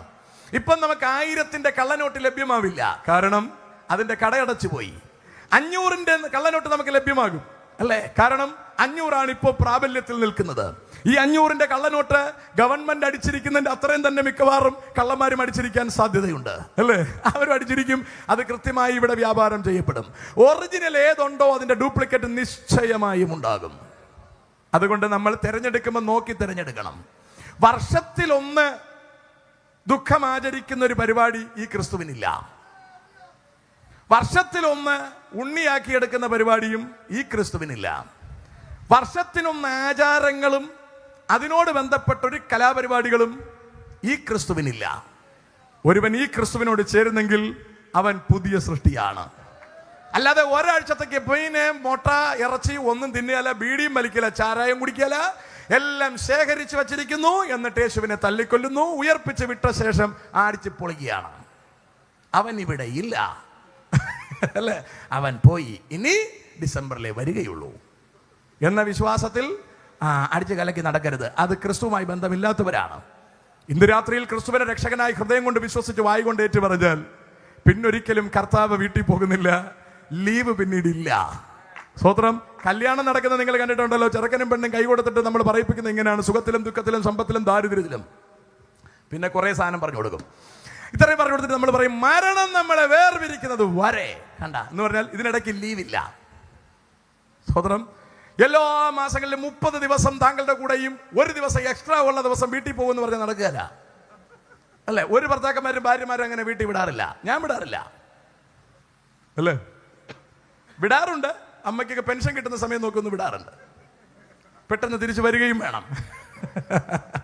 നിങ്ങളെല്ലാവരും ചെയ്യാറുണ്ടെന്ന് എനിക്കറിയാം. ഞാൻ പറഞ്ഞ മനസ്സിലാകുന്നുണ്ടോ? ഞാൻ പറയുന്ന അർത്ഥം നിങ്ങൾക്ക് ഇവിടെ കിട്ടുന്നുണ്ടോ? ദൈവമക്കളെ, അതാ കല്യാണം കഴിച്ച് നമ്മളെ കൊണ്ടുപോവാണ്. അത് കല്യാണം കഴിച്ച് മര്യാദയ്ക്ക് കല്യാണം കഴിച്ച് പോകുന്ന പെങ്കൊച്ചാണെങ്കിൽ തിരിച്ചു പോകാനും നിൽക്കത്തില്ല അല്ലേ? പിന്നെ വീട്ടിൽ പോകാനൊന്നും പിന്നെ നിൽക്കത്തൊന്നുമില്ല. അവൾ പോയ പോക്കാണ്, അയാളുടെ കൂടെ അങ്ങ് പോകും. കാരണം സുഖത്തിലും ദുഃഖത്തിലും സമ്പത്തിലും ദാരിദ്ര്യത്തിലും പറഞ്ഞു പോയിരിക്കുകയാണ്. ഇടയ്ക്കിടയ്ക്ക് അമ്മയപ്പനെ വിളിച്ച് ചോദിക്കുകയൊക്കെ വേണം, മറ്റൊന്നുള്ളപ്പോൾ ചെന്ന് കാണുകയൊക്കെ വേണം. വേണ്ടതല്ല ഞാൻ ഈ പറഞ്ഞതിൻ്റെ അർത്ഥം. ഇടയ്ക്കിടയ്ക്ക് പോകരുത്. ചിലരെ സംബന്ധിച്ചിടത്തോളം മാസത്തിൽ 3 പ്രാവശ്യം പോകുന്നവരുണ്ട്. അങ്ങനെ പോകരുത്. പോകുമ്പം 10 ദിവസം വെച്ച് നിൽക്കുന്നവരുമുണ്ട്. മനസ്സിലാണെന്നാണ് ഞാൻ വിചാരിക്കുന്നത്. അങ്ങനെ പോയി കളയരുത്. സ്വതന്ത്രം. അത് നമ്മൾ കെട്ടിക്കൊണ്ട് അങ്ങോട്ട് പോയി എന്നാണ് പറയുക. ഓക്കെ, നിങ്ങൾ വേദനിപ്പിക്കാതെ ഞാൻ പെട്ടെന്ന് തിരിച്ചു വരാൻ താല്പര്യപ്പെടുക. അതെയോ മക്കളെ, നമ്മൾ വിവാഹം കഴിക്കുമ്പം പോലും നമ്മൾ എടുക്കുന്ന എഗ്രിമെന്റിൽ ഇടയ്ക്ക് ഒരു ഗ്യാപ്പില്ല, ഹോളിഡേ ഇല്ല, ഒരു ഹോളിഡേയും ഇല്ല. അത് ഏതുവരെയുള്ള കല്യാണമാ? മരണം നമ്മളെ വേർപിരിക്കുന്നത് വരെയുള്ള കല്യാണമാ. നമ്മൾ നമ്മുടെ കർത്താവുമായിട്ട് ചെയ്യുന്ന എഗ്രിമെന്റ് എന്ന് പറഞ്ഞാൽ മരണം വരെ ഇങ്ങനെ ഒരുമിച്ച് പോകും. അത് കഴിയുമ്പോൾ ഫുൾ ടൈം അങ്ങ് ചെല്ലുകയാണ്. മനസ്സിലാകുന്നുണ്ടോ? മരണം വരെ നമ്മൾ ഇവിടെ നിൽക്കുന്നതിന് കാരണം നമുക്കൊരു മെനകെട്ട ശവം നമ്മുടെ കൂടെയുണ്ട്. എന്താണ്? ഈ ശരീരമാണ് ഞാൻ ഉദ്ദേശിച്ചത്, വേറൊന്നുമല്ല. സ്വതന്ത്രം. ഈ ഒരു ശവം നമ്മുടെ കൂടെ ഉള്ളത് കൊണ്ട് ഇതിൽ നിന്ന് പുറത്തു വന്നു കഴിഞ്ഞാൽ കർത്താവിനോടൊത്ത് സ്ഥിരമായി വാഴും. അതാ പൗലോസ്ലീഹൻ പറഞ്ഞത്, വിട്ടുപിരിഞ്ഞ് കർത്താവിനോട് കൂടെ ഇരിക്കാൻ എനിക്ക് അതിയായ ആഗ്രഹമുണ്ട്. ഞാൻ ശരീരത്തിലിരിക്കുന്നത് നിങ്ങൾക്ക് ഗുണം ചെയ്യുമെങ്കിൽ ഞാൻ ശരീരത്തിലിരിക്കാം. ശരിയല്ലേ? ഞാൻ ശരീരത്തിലിരിക്കുന്നതുകൊണ്ട് കർത്താവിന്റെ വചനം പ്രസംഗിക്കാൻ പറ്റുമെങ്കിൽ ഞാൻ ഇരിക്കുന്നതിൽ തെറ്റില്ലെന്നാണ് എൻ്റെ ചിന്ത. അല്ലാതെ എന്നെ കൊണ്ട് വേറെ ഗുണമൊന്നും ആർക്കും ഇല്ല, വീട്ടിലുണ്ടെന്ന് എനിക്ക് തോന്നുന്നില്ല. സ്വത്രം. അപ്പൊ പ്രസംഗിക്കുന്നുണ്ടെങ്കിൽ, കർത്താവിന് വേണ്ടി ചിലത് ചെയ്യുന്നുണ്ടെങ്കിൽ, ചിലരെ നിത്യതയിലേക്ക് നടത്താൻ കഴിയുന്നുണ്ടെങ്കിൽ നാം ഈ ശരീരത്തിൽ ഇരിക്കുന്നത് കൊണ്ട് ഗുണമുണ്ട്. അതാ പൗലോസ്ലീഹൻ അത് ഉറപ്പിച്ചങ്ങ് പറഞ്ഞത്. ഇല്ലെങ്കിൽ എനിക്ക് മരിക്കുന്നത് ലാഭമാണ്. അല്ലേ? മരിക്കുന്നത് ലാഭമാണ്. മരിച്ചാൽ എനിക്ക് രാത്രിത്തെ ഗുളിക കഴിക്കണ്ട അല്ലേ? ഇല്ലെങ്കിൽ രാത്രി ഗുളിക കഴിക്കണം, പിന്നെ ഇഞ്ചക്ഷൻ എടുക്കണം. ഇന്നിപ്പോ ഇഞ്ചക്ഷൻ ഒന്നും ഇല്ല. ഞാൻ പറഞ്ഞതിന്റെ അർത്ഥം മനസ്സിലാകും. എന്തെല്ലാം മെനകേടുകളാണ് അല്ലേ? 2 വട്ടം കുളിക്കണം, പല്ല് തേക്കണം, ഭയങ്കര മെനകേടാണ്. ഇതൊന്നുമില്ല. ഒരു വേറൊരു ശരീരത്തിലേക്ക് നമ്മൾ പോകാൻ പോവുകയാണ്. സ്വത്രം. അതാണ് ആത്മീകന്റെ എല്ലാവരുടെയും പ്രതീക്ഷ. ഈ ഭൂമി നശിക്കുന്നതിന് മുമ്പേ ഇവിടെ നിന്ന് നമ്മൾ അക്കരെ നാട്ടിലേക്ക് പോകാൻ പോവുകയാണ്. നമുക്ക് വേണ്ടി ദൈവം ഒരു സ്ഥലം ഒരുക്കിയിരിക്കുകയാണ്. യോഹന്നാൻ സുവിശേഷം 14-ാം അധ്യായം 1-ാം വാക്യത്തിൽ എത്തുമ്പോൾ കർത്താവ് ഇങ്ങനെയാണ് പറയുന്നത്: നിങ്ങളുടെ ഹൃദയം കലങ്ങിപ്പോകരുത്, എന്നിൽ വിശ്വസിപ്പീൻ, എന്റെ പിതാവിലും വിശ്വസിപ്പീൻ. കാരണം സ്വർഗത്തിൽ പിതാവിന്റെ അടുക്കൽ അനേകം വാസസ്ഥലങ്ങളുണ്ട്. ഇല്ലെങ്കിൽ ഞാൻ പറയൂലായിരുന്നു വന്നിട്ട് പോവാന്ന്. സ്വതന്ത്രം. ഞാൻ പറഞ്ഞതിന്റെ അർത്ഥം എനിക്കവിടെ വാസസ്ഥലം, നമുക്കവിടെ വാസസ്ഥലമുണ്ട്, അതുകൊണ്ടാണ് ഞാൻ വന്ന് ചേർത്തോളാം എന്ന് പറഞ്ഞത്. നിങ്ങൾ കലങ്ങിയൊന്നും പോകരുത്, നിങ്ങൾ പ്രയാസപ്പെട്ടു പോകരുത്, നിങ്ങൾ ധൈര്യമായിട്ടിരിക്കണം. യോഹന്നാൻ 16-ലേക്ക് വരുമ്പം പറയുകയാണ്, ഒന്ന് വായിക്കാൻ ദൈവസനെ, 16-ാം വാക്യം, 16-ാം അധ്യായം. നിങ്ങൾ ഇടറിപ്പോകാതിരിപ്പാൻ ഞാൻ നിങ്ങളോട് സംസാരിക്കുന്നു. അവർ നിങ്ങളെ പള്ളിഭ്രഷ്ടരാക്കും, അവർ നിങ്ങളെ പള്ളിയിൽ നിന്ന് വെളിയിലാക്കും. അത്രയുമല്ല നിങ്ങളെ കൊല്ലുന്നവരെല്ലാം ദൈവത്തിന് വഴിപാട് കഴിക്കുന്നു എന്ന് വിചാരിക്കുന്ന നാഴിക വരുന്നു. താമസിയാതെ വരാൻ പോവാണ്. ഇന്ന് ഇസ്ലാമിന് അങ്ങനെ ഒരു വിശ്വാസമുണ്ട്. ദുനിയാവ് മുഴുവൻ ദീനിനായി മാറും. ദീനിൽ ചേരാത്തവനെ എല്ലാം കൊന്നുകളയണം, അമുസ്ലിങ്ങളെ എല്ലാം കൊന്നുകളയണം എന്നുള്ളതാണ് പറഞ്ഞതിന്റെ ന്യായം. അപ്പം നമ്മളെ കൊല്ലാതെ ഇവിടെ വച്ചിരിക്കുന്നത് എന്തുകൊണ്ടാണെന്ന് ചോദിച്ചാൽ അതിന്റെ ടൈം ആവാത്തത് കൊണ്ടാണ്. ടൈം ആകുമ്പോൾ രീതി അങ്ങ് മാറും. ഭൂമിയിൽ നിന്ന് സമാധാനം എടുത്തു കളയുവാൻ അവൻ അധികാരം ലഭിക്കുമെന്ന് തിരുവെടുത്ത് പറഞ്ഞു വച്ചിരിക്കുമ്പോൾ നമ്മൾ തിരിച്ചറിഞ്ഞിരിക്കണം, ഇപ്പരുവത്തിന് ഈ ഭൂമിയിൽ സ്ഥിരമായി വസിക്കാൻ കഴിയുമെന്ന് തെറ്റിദ്ധരിക്കരുത്. അല്ലേ? നമ്മുടെ കാശ്മീരിലെ ബോംബിംഗ്, നിങ്ങളുടെ എന്താ പറയാ ഷൂട്ടിംഗ് നിങ്ങൾ കണ്ടല്ലോ. ആൾ ആരാണെന്ന് നോക്കി വെടിവെക്കുകയാണ്. ഇന്ത്യക്കാരനാണോ പാകിസ്ഥാൻകാരനാണോ നല്ല നോക്കി വെടിവെച്ചത്? വേറെ കാര്യമാണ് നോക്കി വെടിവെച്ചത്. ഞാൻ പറഞ്ഞ ഗ്രഹിക്കുന്നുണ്ടോ? ഇവിടത്തെ അതിരെന്താണെന്ന് ചോദിച്ചാൽ ഞാൻ മുസൽമാനാണോ മുസൽമാൻ അല്ലയോ എന്നുള്ളത് മാത്രമാണ് അതിര്. ഇന്ത്യയാണോ പാകിസ്ഥാനാണോ ബംഗ്ലാദേശാണോ ശ്രീലങ്കയാണോ അമേരിക്കയാണോ എന്നുള്ളതല്ല വിഷയം. ഞാൻ മുസ്ലിമാണോ അല്ലയോ എന്നുള്ളതാണ് വിഷയം. ആ അതിര് കൃത്യമായി പിടിച്ച് ജനത്തിന് സംരക്ഷണം തരാൻ ഏത് ഗവൺമെന്റിന് കഴിയുമെന്നാണ് നിങ്ങൾ കരുതുന്നത്? ലോകത്തിലൊരു ഗവൺമെന്റിന് കഴിയില്ല. 2023-നും 2030-നും ഇടയ്ക്ക് ലോകം മുഴുവൻ ഭരിക്കാൻ ഒരു ഭരണാധികാരി സിറിയയിൽ നിന്ന് എഴുന്നേറ്റ് വരുമെന്നും അയാൾക്ക് അൽ മഹദി എന്നാണ് പേര് എന്നും മുസ്ലിം ലോകം ഇസ്ലാമിക ലോകം വിശ്വസിക്കുന്നു. അവർ നമ്മളുമായി ചർച്ച ചെയ്യുമ്പോൾ അവർ ആ കാര്യം ഉറപ്പിച്ച് പറയുകയാണ്. 2030-നുള്ളിൽ സിറിയയിൽ നിന്ന് വരുമെന്ന് പറഞ്ഞിട്ട് 2023-നകത്ത് 23-നും 30-നും ഇടയ്ക്ക് വരുമെന്നാ പറഞ്ഞേ അല്ലേ? ഇപ്പൊ ഈ കഴിഞ്ഞ 2-3 മാസങ്ങൾക്ക് മുമ്പാണ് സിറിയ ഇസ്രായേൽ പിടിക്കുന്നത്. ഡമസ്കസ് വരെയുള്ള മേഖല ഇവർ പിടിച്ചെടുക്കുന്നത്. ആ ദേശം ഇന്ന് ഭരിച്ചുകൊണ്ടിരിക്കുന്നത് ഇസ്രായേലിനോട് അനുകൂലമുള്ള ഒരാളാണ്. അയാളാണോ കയറി വരാൻ പോകുന്നത് എനിക്കറിയില്ല. സ്തോത്രം. ഏതായാലും ലോകം ഭരിക്കാൻ ഒരു ഭരണാധികാരി ഇസ്ലാമിക ലോകത്തിൽ തയ്യാറായി കഴിഞ്ഞിരിക്കുന്നു എന്നതിന് സംശയമൊന്നും വേണ്ട. വളരെ വേഗം നമ്മുടെ കർത്താവായ യേശു ക്രിസ്തു മധ്യാകാശത്തിൽ വെളിപ്പെടുമെന്ന വസ്തുത നിങ്ങൾ തിരിച്ചറിഞ്ഞിരിക്കണം. ലോകത്തിൽ ആർക്കും ഈ പ്രശ്നത്തെ പരിഹരിക്കാൻ കഴിയില്ല. ട്രംപ് പറഞ്ഞു, ഞാൻ ഭരണത്തിലേക്ക് വരുന്നതിന് മുമ്പ് ഹമാസിന്റെ പ്രശ്നം തീർന്നിരിക്കണം. എവിടെ തീർന്നു? എങ്ങും തീർന്നില്ല. തീരാൻ ഒരിക്കലും സാധ്യമല്ല. 20 കൊല്ലങ്ങൾക്ക് മുമ്പ് ഒബാമ വന്നിട്ട് പറഞ്ഞു, 2010 15 കൊല്ലങ്ങൾക്ക് മുമ്പ് ഒബാമ വന്നിട്ട് പറഞ്ഞു 2 മാസത്തിനുള്ളിൽ പ്രശ്നം സെറ്റിൽ ആവണം. ഒബാമ 2 പ്രാവശ്യം പ്രധാനമന്ത്രി പ്രസിഡന്റ് ആയിട്ടിരുന്നിട്ട് ഇറങ്ങിപ്പോയി. ഇന്നും ഇസ്രായേലിൽ പ്രശ്നത്തിന് പരിഹാരം വന്നിട്ടില്ല. ഇസ്രായേലിൽ പ്രശ്നത്തിന് പരിഹാരം വരില്ലെന്ന് വിശുദ്ധ വേദപുസ്തകം പറയുന്നു. അത് അവസാനത്തെ യുദ്ധത്തിൽ മാത്രമേ പരിഹാരം വരികയുള്ളൂ. ഇന്നിപ്പോ നിങ്ങൾക്കറിയാം, കഴിഞ്ഞ ഈസ്റ്ററിൽ, കഴിഞ്ഞ ഞായറാഴ്ച 1000-ലധികം ആൾക്കാർ ഇസ്രായേലിന് കയറാൻ പറ്റില്ലാത്ത ടെമ്പിൾ മൗണ്ടിൽ പ്രവേശിച്ചിരിക്കുന്നു. സ്തോത്രം അല്ലേ? കഴിഞ്ഞ ഒരു 10 ദിവസങ്ങൾക്ക് മുമ്പാണ് 180 പേര് അവിടെ പ്രവേശിച്ചത്. ഇപ്പോൾ 1000-ലധികം പേര് അവിടെ പ്രവേശിച്ചു. ഇപ്പൊ അവര് ഗവൺമെന്റ് പറയുകയാണ്, ഞങ്ങൾ അവിടെ ശലോമോൻ ഞങ്ങൾക്ക് നൽകിയ ആലയം പണിയുമെന്ന്. ആലയം പണിയുമെങ്കിൽ അവരവിടെ അലക്സ പൊളിക്കും. അലക്സ പൊളിക്കുകയോ ആലയം പണിയുകയോ ചെയ്താൽ അവകൾ സംഭവിക്കുന്നതിന് മുമ്പ് തിരുവെഴുത്തിൻ പ്രകാരം നമ്മുടെ കർത്താവായ യേശു ജാതികളിൽ നിന്ന് രക്ഷിക്കപ്പെട്ടിരിക്കുന്ന ദൈവജനത്തെ ചേർക്കാൻ മധ്യാകാശത്തിൽ വെളിപ്പെടണം. അവിടെ ഉള്ളവരെ ഒരുക്കാൻ വേണ്ടിയാണ് ഇമാതിരി ഒരു കൺവെൻഷൻ ഇവിടെ ക്രമീകരിച്ചിരിക്കുന്നത്. അല്ലാതെ ആൾക്കാരുടെ മുട്ടുവേദന മാറ്റാനല്ല. അതിന് ഐസക്കിന്റെ ആശുപത്രിയിൽ പോയാൽ മതി.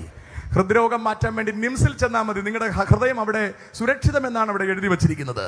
അതുപോലെ ആശുപത്രികൾ ഒരുപാടുണ്ട്. കാര്യങ്ങളെല്ലാം ക്രമീകരിക്കപ്പെടുത്തി തരാൻ വേണ്ടി ഇൻഷുറൻസുകാരും ഒരുപാടുണ്ട്. സ്തോത്രം. അതുകൊണ്ട് ഞങ്ങൾ അവകൾക്ക് വേണ്ടി പ്രാർത്ഥിക്കില്ലെന്നല്ല. ദൈവമക്കളെ, അവകൾ പ്രാർത്ഥിച്ച് താൽക്കാലിക സൗഖ്യമുണ്ടായി നമ്മൾ ഇവിടെ നേരത്തെ ദൈവദാസൻ പറഞ്ഞതുപോലെ പ്ലാറ്റ്ഫോം ടിക്കറ്റ് എടുത്ത് അവിടെ ചൊറിയും കുത്തി ഇരിക്കുന്നതിനേക്കാൾ നല്ലത് നമുക്കൊരു അക്കരെ നാട്ടിലേക്കുള്ളൊരു യാത്രയുണ്ട്.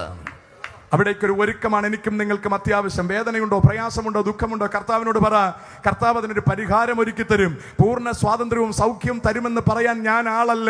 പക്ഷെ ഏതു വേദനയിലും കർത്താവിന്റെ കൃപ നമ്മുടെ മേൽ പകർന്ന് തോറ്റുപോകാതെ അതിന്റെ മുകളിലൂടെ നടത്താൻ കഴിയുന്നൊരു ദൈവ സാന്നിധ്യം കർത്താവ് നമ്മുടെ മേൽ പകരുമെന്നതിന് യാതൊരു സംശയവുമില്ല. ഒരു ഭക്തനും ഇവിടെ വീണ് തളർന്നു പോയിട്ടില്ല. അവർ ഞെരുങ്ങി തകർന്നു പോയിട്ടില്ല. അവർ പ്രത്യാശയിൽ അക്കരെ ചെന്ന് പറ്റിയിട്ടുണ്ടെങ്കിൽ ഏത് പ്രതിസന്ധി തരണം ചെയ്യാൻ കഴിയുന്ന ഒരു ദൈവകൃപ കർത്താവ് നമ്മുടെ മേൽ പകരുമെന്നതിന് സംശയം വേണ്ട. പ്രശ്നമെല്ലാം മാറ്റിത്തന്ന് നല്ല സുന്ദരമായ ഒരു ജീവിതം തരുമെന്ന് പറയാൻ ഞാൻ ആളല്ല. പൗലോസ്ലീഹൻ 3 വട്ടം ചെന്ന് പറഞ്ഞപ്പോൾ കർത്താവ് പറഞ്ഞ, എന്റെ കൃപ നിനക്ക് മതി, എന്റെ ശക്തി ബലഹീനതയിൽ തികഞ്ഞു വരുന്നു. സ്തോത്രം. ബലഹീനതയിൽ തികഞ്ഞു വരുന്ന, ബലഹീനതയെ ഓവർകം ചെയ്യാൻ കഴിയുന്ന ഒരു ദൈവ സാന്നിധ്യം ദൈവം നമ്മുടെ മേൽ പകരും. രോഗം ചിലപ്പോൾ മാറിയെന്ന് വരില്ല, പ്രതിസന്ധി ചിലപ്പോൾ മാറിയെന്ന് വരില്ല, കഷ്ടത ചിലപ്പോൾ മാറിയെന്ന് വരില്ല. പക്ഷേ നമ്മൾ അക്കരെ എത്തിക്കുന്നത് വരെ നടത്തുവാൻ കഴിയുന്നവൻ നമ്മളെ വിട്ടു മാറുകയില്ല.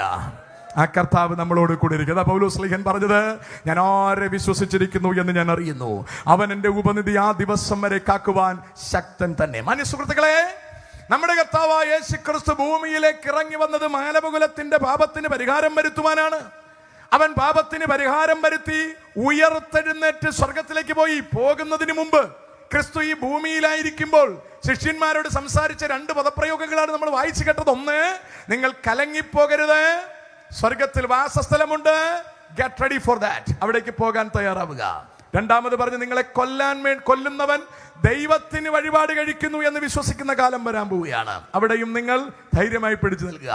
മൂന്നാമത് കർത്താവ് പറഞ്ഞു, ഞാൻ പോയേച്ച് കാര്യസ്ഥനെ അയച്ചു തരും, അവൻ നിങ്ങളെ സകല സത്യത്തിലും വഴി നടത്തും. മാന്യ സുഹൃത്തുക്കളെ, ഇക്കാലഘട്ടം നമ്മൾ കണ്ടുവരുന്ന ഒരു പരുവംകെട്ട കാര്യം പരിശുദ്ധാത്മാവിനെ പ്രാപിക്കാൻ വേണ്ടി കാത്തിരിക്കുന്നില്ല എന്നുള്ളതാണ്.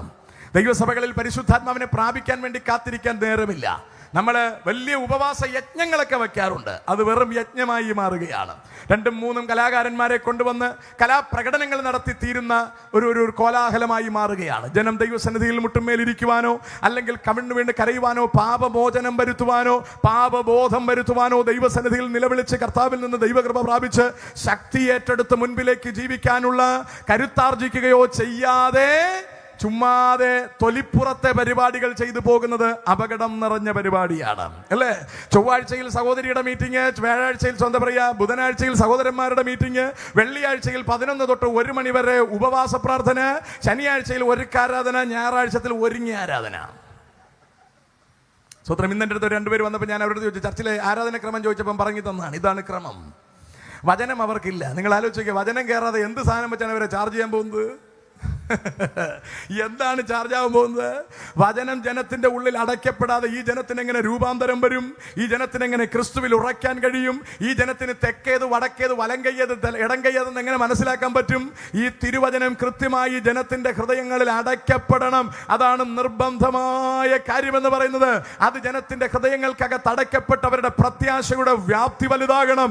അവർ സ്വർഗത്തെക്കുറിച്ച് ദർശനം കണ്ടു തുടങ്ങണം. നമ്മുടെ ഭക്തന്മാർ സ്വർഗത്തിൽ പോയി കണ്ടുവന്നത് എഴുതി വച്ചിരിക്കുന്ന തിരുവെഴുത്തുകൾ കൃത്യമായി വായിച്ചു മനസ്സിലാക്കി നമ്മൾ എങ്ങോട്ട് പോകുന്നു എന്നതിനെ കുറിച്ചുള്ള കൃത്യമായ ബോധ്യം വചനത്തിൽ നിന്നാണ് നമുക്ക് കിട്ടേണ്ടത്, അല്ലേ?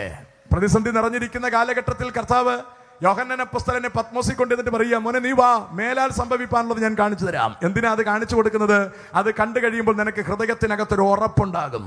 നീ ഇവിടെ കൊല്ലപ്പെട്ടാലും തിളച്ച എണ്ണയിൽ നിന്നെ വലിച്ചെറിഞ്ഞാലും നീ മരിച്ചു പോയാലും ഭാരപ്പെടേണ്ടതില്ല. നിന്നെ ശക്തനാക്കുന്നവൻ സ്വർഗത്തിൽ ജീവിച്ചിരിക്കുന്നുണ്ട്.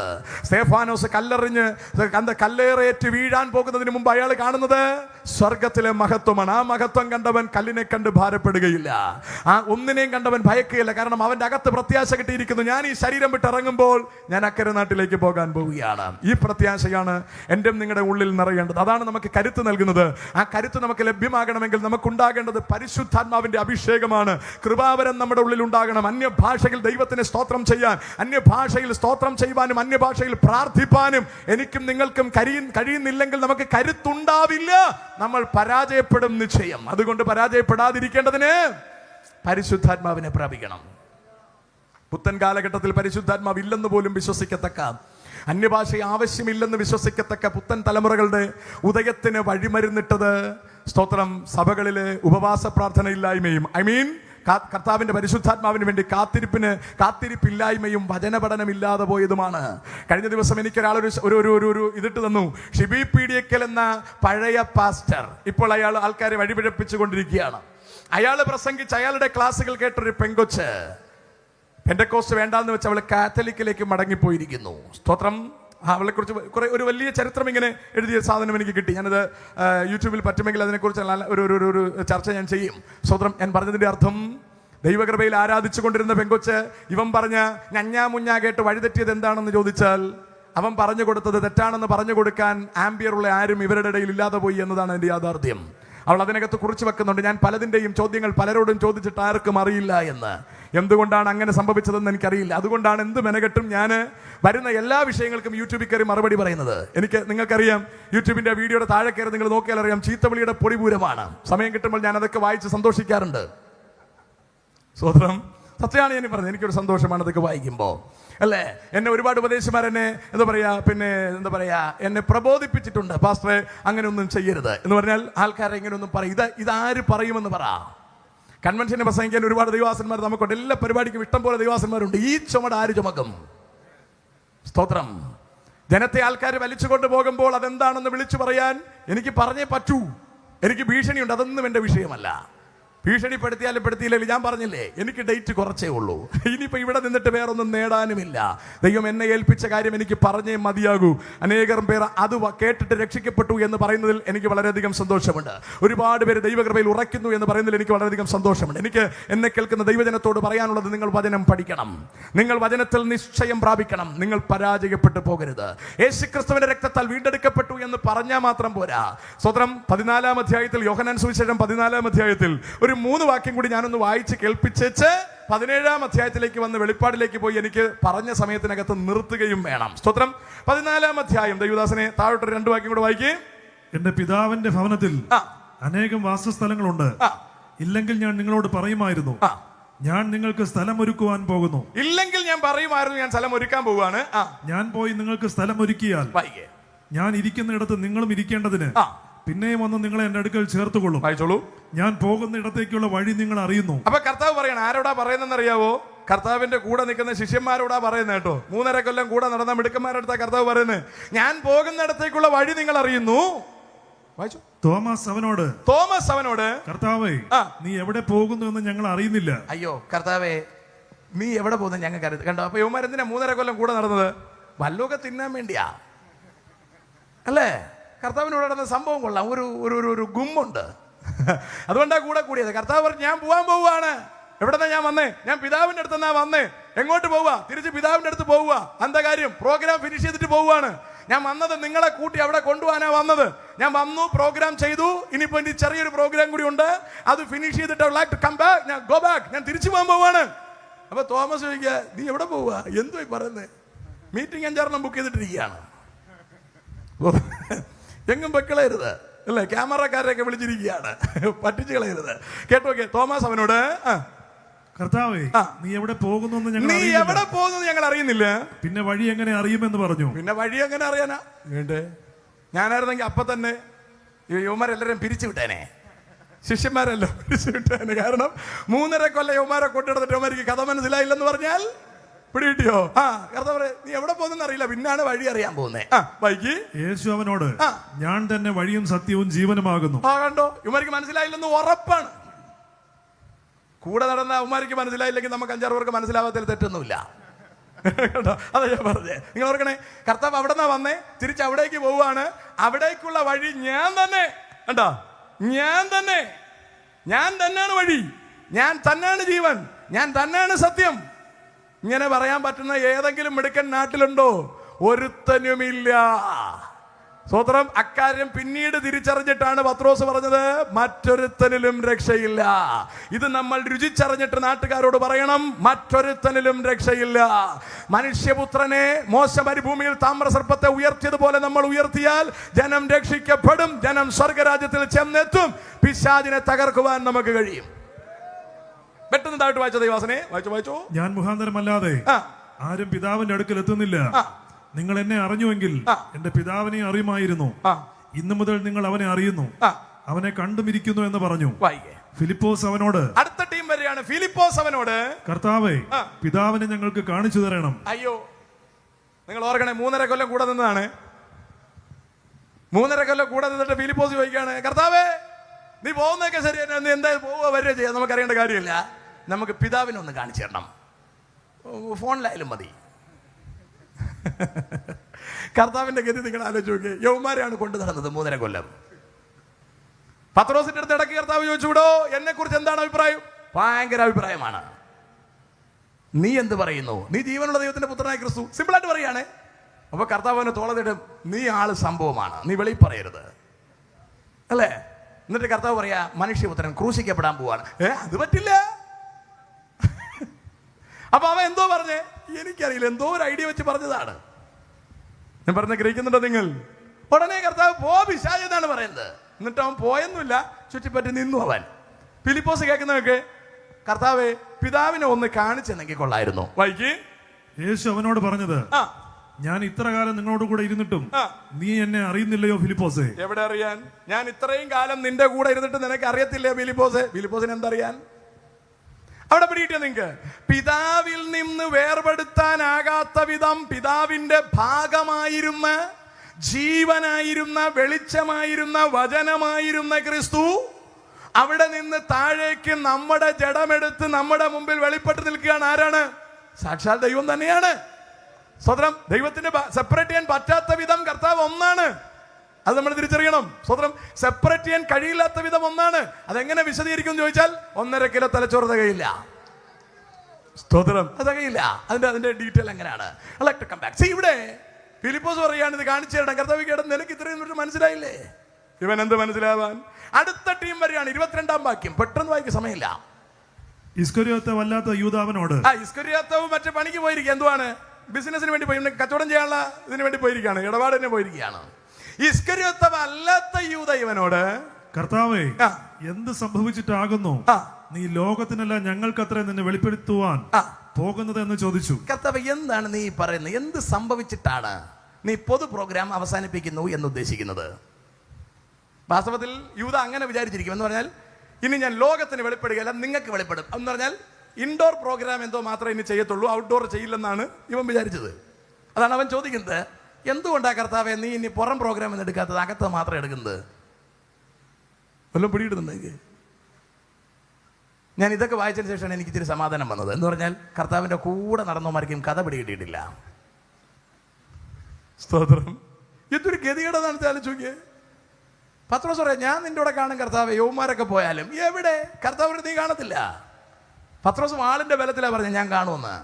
പത്രോസ് വിട്ടൊന്നുമില്ല കേട്ടോ. പത്രോസ് വെട്ടി എന്നുള്ളത് ഉറപ്പാ. വെട്ടിക്കൊണ്ടില്ല എന്നേ ഉള്ളൂ, അല്ലേ? ചെവി കൂടെ. കാരണം അത് 3-3.5 കൊല്ലം കൊണ്ട് ഒരു എക്സസൈസും ഇല്ല. സോദരം പെട്ടെന്ന് വാളെടുക്കാൻ പറ്റും. അത് അങ്ങനെയൊക്കെ പറയാം. അത്രയെങ്കിലും പറ്റിയില്ലേ? അയാളെ കൊണ്ട് പറ്റുന്നുള്ള അയാൾ ചെയ്തു. സോദരം പത്രോസ് അവിടം വിട്ട് പോവുകയാണ്. ബാക്കി എല്ലാ ടീമുകളും നിങ്ങൾക്കറിയാം. കർത്താവിന്റെ ഒരു പ്രാർത്ഥന കൂടി നമുക്കൊന്ന് ശ്രദ്ധിക്കാം. 17-ാം അധ്യായം പെട്ടെന്ന് വരൂ. ഇത് സംസാരിച്ചിട്ട് യേശു സ്വർഗത്തേക്ക് നോക്കി പറഞ്ഞു തന്നാൽ, പിതാവേ, നാഴിക വന്നിരിക്കുന്നു. നിന്റെ പുത്രൻ നിന്നെ മഹത്വപ്പെടുത്തേണ്ടതിന് പുത്രനെ മഹത്വപ്പെടുത്തണമേ. നീ അവന് നൽകിയിട്ടുള്ള എല്ലാവർക്കും അവർ നിത്യജീവനെ കൊടുക്കേണ്ടതിന്. ആ വാക്കൊന്ന് ശ്രദ്ധിക്കണം ദൈവമക്കളെ. നീ പുത്രന് നൽകിയിട്ടുള്ള എല്ലാവർക്കും അവൻ നിത്യജീവനെ കൊടുക്കേണ്ടതിന് നീ സകല ജഡത്തിന്മേലും അവൻ അധികാരം നൽകിയിരിക്കുന്നുവല്ലോ. അവൻ അധികാരം നൽകിയിരിക്കുന്നു എന്ന് പറഞ്ഞാൽ ഈ ലോകത്തിലുള്ള സകല ജഡത്തിനും പിതാവായ ദൈവവുമായി കണക്ട് ആകണമെങ്കിൽ അവനെ കണക്ട് ആക്കാനുള്ള അധികാരം പിതാവ് പുത്രനായ ക്രിസ്തുവിന് കൊടുത്തിരിക്കുന്നു. അവിടെയാണ് മറ്റൊരുത്തനിലും രക്ഷയില്ലെന്ന പദപ്രയോഗത്തിന്റെ ശ്രേഷ്ഠത. അവിടെയാണ് കുരിശിലൂടെ വലിച്ചു കൊണ്ടുപോകുന്ന ക്രിസ്തുവിന്റെ പിറകെ പോകരുതെന്ന് പറയുന്നതിന്റെ കാരണം. ഡിസംബറിൽ പുൽക്കൂട്ടിനകത്തിട്ടിരിക്കുന്ന ഉണ്ണിയുടെ പിറകെ നിങ്ങൾ നടക്കരുത് എന്ന് പറയുന്നതിന്റെ കാരണം ഇതൊക്കെ ക്രിസ്തുവിന് പകരം വെച്ച് മാനവകുലത്തെ പറ്റിക്കാൻ വേണ്ടി ചകുത്താൻ വച്ചിരിക്കുന്ന വ്യത്യസ്ത വിഗ്രഹങ്ങളാണ്. അവകളെല്ലാം മറ്റു പലവകളാണ്. അവകൾ നമുക്ക് വേണ്ടി മരിച്ച ക്രിസ്തു അല്ല. ഈ വസ്തുത നമ്മൾ തിരിച്ചറിയണം. ആരും നമ്മളെ പറ്റിക്കരുത്. സംവരണം ചിലപ്പോൾ നിങ്ങൾക്ക് കിട്ടും, ജോലിയും ചിലപ്പം കിട്ടും നിങ്ങൾക്ക്. പക്ഷെ അവസാനം ജോലി കിട്ടും നിങ്ങൾക്ക്, നരകത്തിൽ പോവും. സ്തോത്രം. അതുകൊണ്ട് ഇവിടെ അത്യാവശ്യം ഒരു ജോലിക്ക് വേണ്ടി കിടന്ന് ചുറ്റിപ്പണഞ്ഞ് നിൽക്കാതെ രക്ഷിക്കപ്പെടാൻ നോക്കണം. ക്രിസ്തുവിനാണ് അതിനുള്ള അധികാരം കിട്ടിയിരിക്കുന്നത്. നമ്മൾ ഉറപ്പ് വരുത്തേണ്ടത് ഞാൻ അനുഗമിക്കുന്നത് ഒറിജിനൽ ക്രിസ്തുവിനെയാണ്. സ്തോത്രം. ഞാൻ വേഗം മടങ്ങിട്ട് 11-ാം വാക്യം വായിക്കാം. സെയിം ചാപ്റ്റർ 11-ാം വാക്യം. ബാക്കിയൊക്കെ വീട്ടിൽ പോയി വായിച്ചോണേ. ഇനി ഞാൻ ലോകത്തിൽ ഇരിക്കുന്നില്ല. കർത്താവ് പറയാണ്, ഇനി ഞാൻ ലോകത്തിൽ ഇരിക്കുന്നില്ല, ഇവരോ ലോകത്തിലിരിക്കുന്നു. ശിഷ്യന്മാർ ഇവരോ ലോകത്തിലിരിക്കുന്നു. ഞാൻ നിന്റെ അടുക്കൽ വരുന്നു. പിതാവേ, ഞാൻ നിന്റെ അടുക്കൽ തിരിച്ചു വരികയാണ്. കണ്ടോ, പ്രോഗ്രാം ഫിനിഷ് ചെയ്ത് പോവുകയാണ് കർത്താവ്. ഞാൻ തിരിച്ചു വരികയാണ്. പരിശുദ്ധ പിതാവേ, അവർ നമ്മെ പോലെ ഒന്നാകേണ്ടതിന്. കേൾക്കണേ, പരിശുദ്ധ പിതാവേ, ഇവർ ആര്? നീ എനിക്ക് തന്നിട്ടുള്ള ഇവർ നമ്മെ പോലെ ഒന്നാവണം. നമ്മൾ എങ്ങനെ ഒന്നായിരിക്കുന്നു? ശാസ്ത്രലോകത്തിനോ തിയോളജിക്കൽ വേൾഡിനോ ഇന്നും എങ്ങനെയാണ് ഇവർ ഒന്നെന്നും എങ്ങനെയാണ് ഇവർ രണ്ടെന്നും തിരിച്ചു പഠിപ്പിക്കാൻ കഴിയില്ലാത്ത വിധം മിസ്റ്ററി ആയിട്ടിരിക്കുകയാണ്. ക്രിസ്തു പറയുകയാണ്, പിതാവേ, നമ്മൾ ഒന്നായിരിക്കുന്നത് പോലെ ഇവരും ഒന്നാകേണ്ടതിന്. ഇവരൊന്നാവണം. ഒന്നാവുക ദൈവമക്കളെ. ഭാര്യയും ഭർത്താവും പോലും ഒന്നാവുകയല്ല. അപ്പനും മക്കളും ഒന്നാവുകയല്ല. അമ്മായിയമ്മയും മരുമോളും ഒരിക്കലും ഒന്നാവുകയല്ല. ചർച്ചിൽ വിശ്വാസി ഒന്നാവുകയില്ല. ശുശ്രൂഷകനുമായിട്ട് ഒന്നാവുകയില്ല. അടുത്തുള്ള സഭകൾ തമ്മിൽ ഒന്നാവുകയില്ല. ഒരേ കമ്പനി ഒന്നാവുകയില്ല. ഇതിന്റെ ഇടയിലെല്ലാം പിശാച് ഭംഗിയായി സ്പ്ലിറ്റാക്കി വച്ചിരിക്കുകയാണ്. കർത്താവ് പ്രാർത്ഥിച്ചെന്താണ്? നമ്മൾ ഒന്നായിരിക്കുന്നത് പോലെ ഇവരൊന്നാവണം. എന്നിട്ട് ഇവർ നമ്മിൽ ഒന്നാവണം. അതിന്റെ ഫസ്റ്റ് സ്റ്റെപ്പ് നിങ്ങളൊന്നാവണം. നമ്മൾ ഒന്നായില്ലെങ്കിൽ രാത്രി മഞ്ഞ് കൊണ്ടുകൊണ്ട് ഇവിടെ ഇരിക്കുന്നത് വേസ്റ്റാണ്. സ്വതന്ത്രം. അമ്മായിയമ്മയ്ക്ക് ഒരു പണി കൊടുക്കാനായിരിക്കും ചിലപ്പോൾ രാത്രി കൺവെൻഷന് വന്ന് ഇവിടെ ഇരിക്കാനെന്ന് വിചാരിച്ചത്. അവിടെ വെച്ചോണ്ടിരിക്കട്ടെ കളവി അല്ലേ എന്നും വെച്ചായിരിക്കും ഇവിടെ വന്നിരിക്കുന്നത്. സ്വർഗത്തിൽ പോകുന്ന പ്രതീക്ഷിക്കരുത്. നിങ്ങൾ ഒന്നാവണം. ഒന്നാവാൻ പറ്റാതെ വണ്ണം എവിടാണ് പ്രശ്നമെന്നുള്ളത് ഇന്ന് രാത്രി കണ്ടുപിടിക്കണം. അതിന് പരിഹാരം വരുത്തി നിർബന്ധമായും ഒന്നാവണം. ഒന്നായേ പറ്റൂ. നമ്മളൊന്നാവണം. നമ്മൾ ക്രിസ്തുവിൽ ഒന്നാവണം. ക്രിസ്തുവും പിതാവുമായിട്ട് നമ്മൾ ഒരുമിച്ച് കണക്ട് ചെയ്യും. അതാണ് ഏതെങ്കിലും പൊളിച്ച ബന്ധം. അതിനെ തിരിച്ചു തരാനാണ് കർത്താവ് വരുന്നത്. ആ കർത്താവുമായി ഒരുമിക്കുന്നവരെ ചേർക്കാനാണ് കർത്താവ് മധ്യാകാശത്തിൽ വരാൻ പോകുന്നത്. അല്ലാതെ CSIയിൽ നിന്നും RC നിന്നും ചാടി പെന്തക്കോസിലേക്ക് വരുന്നവരെ ചേർക്കാനൊന്നും അല്ല കർത്താവ് വരുന്നത്. അങ്ങനെ ആരും വിചാരിക്കുകയും ചെയ്യരുത്. ചിലർ അങ്ങനെ വിചാരിക്കും, ചാടി പെന്തക്കോസിൽ പോയി സ്നാനപ്പെട്ട് നിന്നാൽ സ്വർഗത്തിൽ പോവും. ചിലർ വിചാരിക്കും പെന്തക്കോസിൽ ഒന്ന് സ്നാനപ്പെട്ടിട്ട് തിരിച്ച് CSI നിന്നാൽ സ്വർഗത്തിൽ പോവും. ഈ ഉടായ്പ കൊണ്ടൊന്നും പരിപാടി നടക്കൂല. നിങ്ങളറിയണം, കനാൻ നാട്ടിലെത്താൻ സ്നാനപ്പെടാത്ത ആരും എന്ന് പറഞ്ഞാൽ ചെങ്കടൽ കടക്കാത്ത ആരും കനാനിലെത്തിയില്ല. ഒന്നുകൂടെ കേൾക്കണം, ചെങ്കടൽ കടന്നവരും കനാനിലെത്തിയില്ല. 6 ലക്ഷം ചെങ്കടൽ കടന്നു, 6 ലക്ഷം സ്നാനപ്പെട്ടു. ലാസ്റ്റിൽ അവിടെ എത്തുമ്പം 2 വരെ ഉള്ളൂ. സ്നാനപ്പെട്ടവരെ അവിടെ എത്തൂ, സ്നാനപ്പെട്ടെന്നും പറഞ്ഞും എത്തില്ല. നമ്മൾ പെട്ടിട്ട് പതുക്കെ മുങ്ങി നടക്കുകയാണ്. പഴയ പണി തന്നെയാണ്. സോദരം, ചിലത് ഇങ്ങനെ എവിടെയെങ്കിലും ഉടായ്പിൽ പോയി സ്നാനപ്പെട്ട് കളയും, ദൂരേക്ക് പോയിട്ട് സ്നാനപ്പെട്ട് കളയും. സോദരം, ഈ അടുത്തിടയ്ക്ക് എൻ്റെ അടുത്ത് ഒരു സഹോദരി വന്നിട്ട്, ഒരു പെങ്കൊച്ചെൻ്റെ അടുത്ത് വന്നിട്ട് പറഞ്ഞു, പാസ്റ്ററിങ്ങളെ എൻ്റെ കല്യാണം നടത്തണം. ഞാൻ നടത്തരാം. എൻ്റെ അടുത്ത് പറഞ്ഞു, എനിക്ക് സ്നാനം തരണം. ഞാൻ ചോദിച്ചു, എന്താണ്? എന്നെ കല്യാണം കഴിച്ചുകൊണ്ട് പോകുന്നത് പെന്തക്കോസ് ചർച്ചിലാണ്. ഞാൻ പറഞ്ഞു, കൊള്ളാം. അടുത്തിൻ്റെ അടുത്ത് പറഞ്ഞു, എനിക്ക് സ്നാനം വേണം. ഞാൻ സ്നാനം തരത്തില്ല. സ്നാനം ക്രിസ്തുവിനോട് ചേരാനാണ്. അത് മാനസാന്തരപ്പെട്ടിട്ട് മതി. കല്യാണം ചെറുക്കനോട് ചേരാൻ അത് ഞാൻ ചെയ്തു തരാം. അതിനെന്താ പ്രശ്നം ഇരിക്കുന്നു? അവ ചില ദൈവാസം പറഞ്ഞു, അങ്ങനല്ല, ആദ്യം ക്രിസ്തുവിനായിട്ട്. അങ്ങനെ ഇല്ല. അങ്ങനെയൊന്നും ആരും വിചാരിക്കരുത്. സ്നാനപ്പെട്ടാലേ ശവടക്കാൻ പറ്റുള്ളൂന്നുണ്ടോ? ഇല്ല. സ്നാനപ്പെടാതെ നിങ്ങൾ മരിച്ചു പോയാലും ആര് ശവടക്കത്തില്ല, എന്നെ വിളിച്ചാൽ മതി, ഞാൻ വന്ന് ശവടക്കി തരാം. പെട്രോൾ ചാർജ് തന്നാലും തെറ്റൊന്നുമില്ല, ഇച്ചിരി കൂടുതൽ തന്നാലും തെറ്റൊന്നുമില്ല, നിർബന്ധമൊന്നുമില്ല. ഞാൻ വെറുതെ മനസ്സിലാകുന്നുണ്ടോ? അത് പേടിക്കൊന്നും വേണ്ട. സ്വതന്ത്ര ചിലരിങ്ങനെ പേടിച്ചു പോകുന്നത്, അതാ കല്യാണം നടത്തരാൻ ആരുണ്ട്? ഈ കല്യാണം നടത്താൻ എന്തോ വേണം? സ്വതന്ത്രം അതൊന്നും കാര്യമില്ല. സ്നാനം അത് ആലോചിച്ചിട്ട് ചെയ്താൽ മതി. 2 വട്ടം ആലോചിച്ചിട്ട് ചെയ്താൽ മതി, 5 വട്ടം ആലോചിച്ചിട്ട് ചെയ്താലും മതി. സ്നാനം പെട്ടെന്നും പറഞ്ഞൊന്നും സ്വർഗത്തിൽ പോകത്തൊന്നുമില്ല. അത് അതിൻ്റെ സ്റ്റാർട്ടിങ് പരിപാടി, അതിൻ്റെ ഫോം ഫില്ലിങ് മാത്രമാണ്. ബാക്കി പിന്നെ പണി ഒരുപാട് കിടക്കുകയാണ്, അല്ലേ? അല്ലാതെ ഇത് പതുക്കെ എവിടെ കൂടെങ്കിലും മുങ്ങി ഉപവാസ പ്രാർത്ഥനയ്ക്കൊക്കെ ഒളിച്ച് ചെന്ന് സ്വപ്പേരായിരുന്നു ഉപദേശിമാരുടെ അടുത്ത് എന്നിരുന്ന് പതുക്കെ അഡ്ജസ്റ്റ് ചെയ്ത് സ്നാനപ്പെട്ട് പിന്നെയും പഴയ അടുത്ത് 2 ഇങ്ങനെ കളിച്ച് നിൽക്കുന്ന ടീമുണ്ട്. ചുമ്മാ എന്തിനാ മെനക്കിടുന്നേ? നരകത്തിൽ പോകുന്നെങ്കിൽ ഉഷാറോടുകൂടി പോകണം. ബസ്സിൽ നിന്ന് വീഴുന്ന് ചാവുന്നതിനേക്കാൾ ചാടി ചാവുന്നതാണ് നല്ലത്. ഞാൻ പറഞ്ഞ അർത്ഥം മനസ്സിലാവുന്നതാണ് എൻ്റെ വിചാരം. സ്വതന്ത്രം 2 കെട്ട പരുവത്തിന് ആരും സ്വർഗത്തിൽ പോകുന്നെങ്കിൽ നേരെ പോയി പോകണം. അല്ലാതെ ഇഴഞ്ഞു കയറാൻ പറ്റത്തില്ല. അമേരിക്കയിൽ ഇഴഞ്ഞു കയറി ചെന്നവരെല്ലാം കൂടി അങ്ങേര് വണ്ടിയിൽ കയറ്റിഞ്ഞ് വിട്ടണ്ട. ഇവിടെ കിടന്ന് മോങ്ങാനേ പറ്റത്തുള്ളൂ. അങ്ങേരെല്ലാത്തിനും വണ്ടി കയറ്റിഞ്ഞ് വിട്ടു. സ്വതന്ത്രം അതുകൊണ്ട് ഇഴഞ്ഞു കയറാന്നൊന്നും വിചാരിക്കരുത്. നേരായ വഴിയിലൂടെ കയറാൻ പറ്റത്തുള്ളൂ. മറ്റൊരുത്തലും രക്ഷയില്ല. നേരെ പോയാലേ പറ്റത്തുള്ളൂ. നമ്മൾ ഇന്ന് വായിച്ച കുറിവാക്യത്തിന്റെ അവസാനം വായിച്ചിരിക്കുന്നത് എന്താ അറിയുമോ? ഭീരുക്കൾ എന്ന് പറഞ്ഞാൽ പേടിത്തൊണ്ടന്മാർ. അവന്മാരൊന്നും സ്വർഗത്തിൽ പോകത്തില്ല. ഇപ്പൊ പേടിത്തൊണ്ടന്മാരെ നമ്മൾ ഒളിപ്പിച്ചുകൊണ്ടിട്ട് സ്നാനപ്പെടുത്തുന്നതിന് അങ്ങനെ ഒന്നും പെടുത്തരുത്. കല്യാണമൊക്കെ നടത്തി കൊടുക്കണം, അതിന് പേടിക്കൊന്നും വേണ്ട. സ്വതന്ത്രം സ്നാനം വളരെ ആലോചിച്ചിട്ട് ചെയ്താൽ മതി. സ്നാനം അവനവൻ ആലോചിച്ചിട്ട് ചെയ്യേണ്ട കാര്യമാണ്. എന്ന് പറഞ്ഞാൽ ഈ ക്രിസ്തുവിനോട് ചേർന്ന് പിതാവായ ദൈവത്തോട് ബന്ധം സ്ഥാപിക്കാൻ താങ്കൾക്ക് താല്പര്യമുണ്ടോ? എങ്കിൽ യേശുവിനെ സ്വീകരിക്കാം. യേശുവിനെ സ്വീകരിച്ചിട്ട് യേശു ജീവിച്ചതുപോലെ ജീവിക്കാൻ താല്പര്യമുണ്ടോ? താങ്കൾക്ക് സ്നാനപ്പെടാം. ഇല്ലെങ്കിൽ ഈ മെനകേടിന് ഇറങ്ങരുത്. എല്ലാ കൺവെൻഷനും നിങ്ങൾക്ക് വരാം, സ്നാനപ്പെടണം നിർബന്ധമില്ല. മിണ്ടാതിരിക്കുന്ന നോക്കിയാൽ കല്ല് വിഴുങ്ങിയതുപോലെ ഇരിക്കുക ചില ആൾക്കാർ. നിങ്ങളെ കാണുമ്പോൾ എനിക്ക് ഒരുപാട് പ്രസംഗിക്കണം തോന്നുന്നുണ്ട്, പക്ഷേ സമയം എൻ്റെ മുമ്പിൽ കുറവാണ്. സ്തോത്രം. ഞാൻ അവസാനിപ്പിക്കുവാൻ ആഗ്രഹിക്കുകയാണ്. 2 വാക്യം കൂടെ ഒന്ന് വായിച്ചോട്ടെ സൗര. 21, 22 കൂടെ വായിച്ചോ. 21, 22. നീ എന്നെ അയച്ചിരിക്കുന്നു എന്ന് ലോകം വിശ്വസിപ്പാൻ. ദൈവമകളെ ശ്രദ്ധിക്കണേ. പിതാവിന്റെ അടുത്ത് പറയാ, പിതാവേ നീ എന്നെ അയച്ചിരിക്കുന്നു എന്ന് നാട്ടുകാർ വിശ്വസിക്കാൻ അവർ എല്ലാവരും ഒന്നാകേണ്ടതിന് ഇവരെല്ലാരും ഒന്നാകേണ്ടതിന് പിതാവേ നീ എന്നിലും ഞാൻ നിന്നിലും ആകുന്നത് പോലെ നീ എന്നിലും ഞാൻ നിന്നിലും ആകുന്നത് പോലെ അവരും നമ്മിൽ ആകേണ്ടതിന് തന്നെ. ഇതാണ് പ്രോഗ്രാം. യേശു വന്നതിന്റെ പ്രോഗ്രാം ഇതല്ലാതെ വേറെ സുവിശേഷം ഇല്ല. മുട്ടുവേദന ഉള്ളവർ എഴുന്നേറ്റ് നിൽക്കൂ. എഴുതിയിട്ടുള്ളത് ചിലപ്പോൾ ചാടി എഴുന്നേറ്റ പണിയാണ് അല്ലേ? മുഴ കാണുന്നു, പരു കാണുന്നു, കുരു കാണുന്നു, അതൊക്കെ അവിടെ ഇരിക്കട്ടെ. ശരീരമാകുമ്പോൾ ഇതെല്ലാം കാണും. കൈ കിട്ടിയെല്ലാം വലിച്ചു വാരി തിന്നുന്നവൻ ഇതൊക്കെ വരാതെ വേറെന്ത് വരാനാണ് അല്ലേ? ഇതെല്ലാം ഉണ്ടാവും. 2 പിള്ളേരെ പ്രസവിച്ചിട്ടുണ്ടെങ്കിൽ നട്ടല് വേദന ഉണ്ടാവും അല്ലേ? അത് വേറൊന്നും ചെയ്യാനൊന്നും പറ്റുകയില്ല. സ്വതന്ത്രം. അതുകൊണ്ട് അതൊന്നും പറയുമ്പോൾ വേളം വെച്ചിട്ട് കാര്യമൊന്നുമില്ല. കഥ ഇതാണ്. ഏതാ? പിതാവേ നമ്മൾ ഒന്നായിരിക്കുന്നത് പോലെ ഇവരും നമ്മൾ ഒന്നാവാൻ. അത്ര മനോഹരം നോക്കി. എന്നിട്ട് നമ്മൾ സ്വർഗത്തിലേക്ക് പോകാൻ അവരെ ആ വാസസ്ഥലത്തിൽ കൊണ്ടുപോകുന്നേ. ഈ ഒന്നാവാത്ത ആരെയും വാസസ്ഥലത്തിൽ കൊണ്ടുപോകത്തില്ല. ഒരു ചർച്ചിൽ നിന്നപ്പോ ഒന്നാവൽ നടക്കുന്നില്ല. ചർച്ച വിട്ട് അടുത്ത ചർച്ചിൽ ചാടി. അവിടെ ചെന്നിട്ടും അവിടെയുള്ള ആൾക്കാരുമായിട്ട് പിണങ്ങിട്ട് അടുത്ത ചർച്ചിൽ ചാടി. പണി കൊള്ളാം അല്ലേ? ചർച്ച ഇഷ്ടം മാതിരി ഉണ്ട്. ഇവിടെ നിന്ന് തിരുവനന്തപുരം നോക്കിയാൽ 100-300 ചർച്ച കാണും. വർഷത്തിലെ 4 ചർച്ചിൽ ചാടിയാലും നിങ്ങൾക്ക് ചാടി പോവാം. ചിലയിടത്തെങ്കിലും സൺഡേ സ്കൂൾ ടീച്ചറായിട്ട് ഇരിക്കാം, പള്ളി കമ്മിറ്റിയിലും കയറി പറ്റാം. പക്ഷെ ഒന്നാകാൻ കഴിയില്ലാത്തിടത്തോളം സ്വർഗരാജ്യത്തിലെത്തുമെന്ന് സ്വപ്നം കാണരുത്. പിതാവേ നമ്മൾ ഒന്നായിരിക്കുന്നത് പോലെ ഇവർ തമ്മിലും ഇവർ നമ്മിലും ഒന്നാകണം. നടക്കുമെന്ന് തോന്നുന്നുണ്ടോ? അങ്ങനെ ആവാൻ പറ്റാത്ത കയ്പ് വല്ലതും കിടപ്പുണ്ടെങ്കിൽ ഇന്ന് രാത്രി ഗ്രൗണ്ടിൽ കളഞ്ഞേച്ച് പോണം.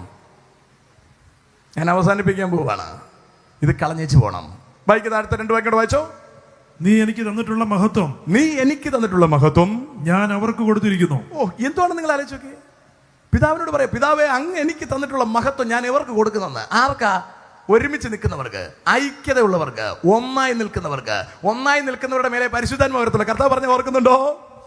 നിങ്ങൾ 2-3 പേർ എന്റെ നാമത്തിൽ ഐകമത്യപ്പെട്ട് കൂടി വന്നാൽ അവിടെ കർത്താവ് വരാന്നാ പറഞ്ഞേ. അങ്ങനെയാണെങ്കിൽ കർത്താവ് ഇപ്പൊ എവിടെ വരേണ്ടി വരും? പിടിയിടിയ.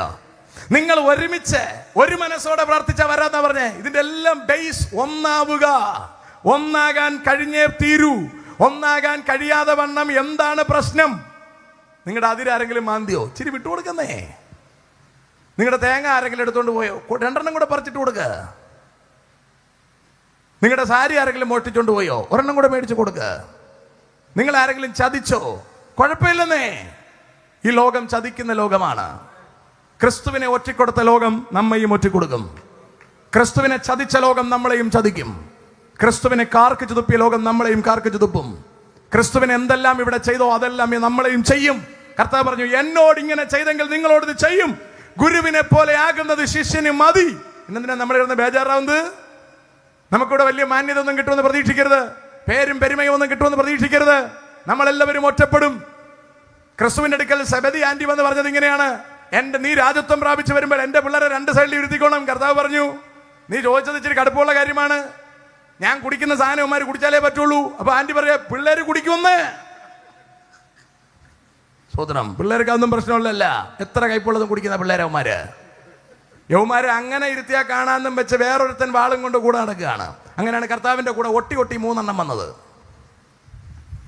യോഹന്നാനും യാക്കോബും പത്രോസും. നിങ്ങൾ ആലോചിച്ച് നോക്കിയേ, ഭൂമിയിൽ ഇരിക്കുന്ന കാലഘട്ടത്തിൽ കർത്താവ് മറ്റവന്മാരെ 2 പിടിച്ച് അടുത്തിരുത്തിയിരുന്നെങ്കിൽ ഒരു കൊലപാതകം ഉറപ്പാണ്.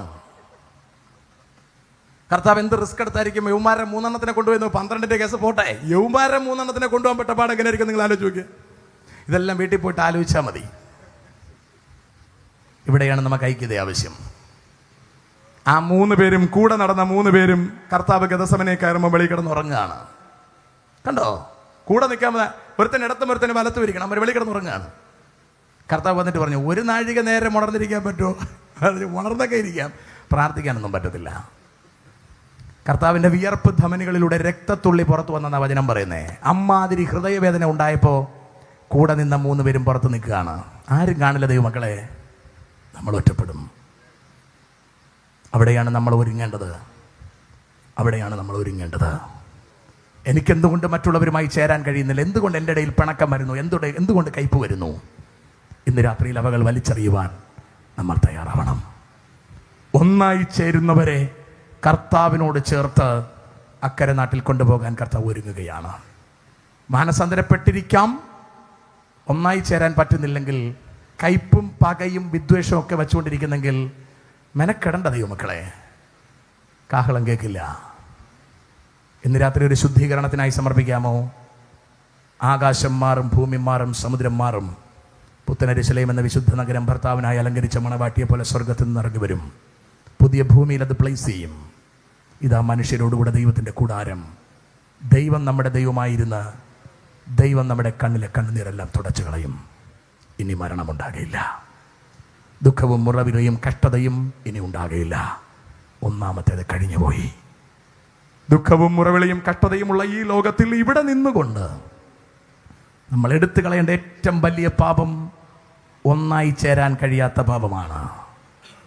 ഒന്നായി ചേർന്നേ പറ്റൂ. ക്ഷമ ചോദിക്കാൻ ആരോടെങ്കിലും ഒക്കെ തോന്നുന്നുണ്ടോ? മനസ്സിൽ ഓർത്ത് വയ്ക്കുക. ഇവിടെ കഴിഞ്ഞ ഉടൻ വാട്സപ്പ് ചെയ്യണമെങ്കിൽ വാട്സപ്പ് ചെയ്യണം, വിളിക്കണമെങ്കിൽ വിളിച്ച് നേർന്നു കൊള്ളണം. നാളെ ആരാധനയ്ക്ക് ഇവിടെ എത്തുന്നതിന് മുമ്പ് ഒരു സെറ്റിൽമെൻറ്റ് നിങ്ങൾ വരുത്തിയിരിക്കണം. ഈ കയ്പ് കൊണ്ട് നമുക്ക് എങ്ങും പോകാൻ കഴിയില്ല ദൈവമക്കളെ. നമ്മൾ വളരെ ചുരുക്കം ദിവസങ്ങൾ കൂടെ ഈ മണ്ണിൽ നിൽക്കത്തുള്ളൂ. ഈ കയ്പ് നമ്മൾ ഹൃദയത്തിനകത്ത് വെച്ചുകൊണ്ടിരുന്നുകൊണ്ട് കാര്യമില്ല. നിങ്ങൾ പിണങ്ങിയിരിക്കുന്ന ആൾ മരിച്ചു പോയാൽ പിന്നെ നിങ്ങൾക്ക് ക്ഷമ ചോദിക്കാൻ കഴിയില്ല. ഇപ്പോൾ രക്ഷാദിവസം, ഇപ്പോൾ സുപ്രസാദകാലം. ഇത്ര വലിയ രക്ഷയെ ഗണ്യമാക്കാതെ പോയാൽ എങ്ങനെ തെറ്റിവഴിയും? നിങ്ങൾ കയ്പ് വെച്ചുകൊണ്ടിരുന്നിട്ട് എന്താണ് ഗുണം? യു ജസ്റ്റ് തിങ്ക്, എന്താണ് ഗുണം?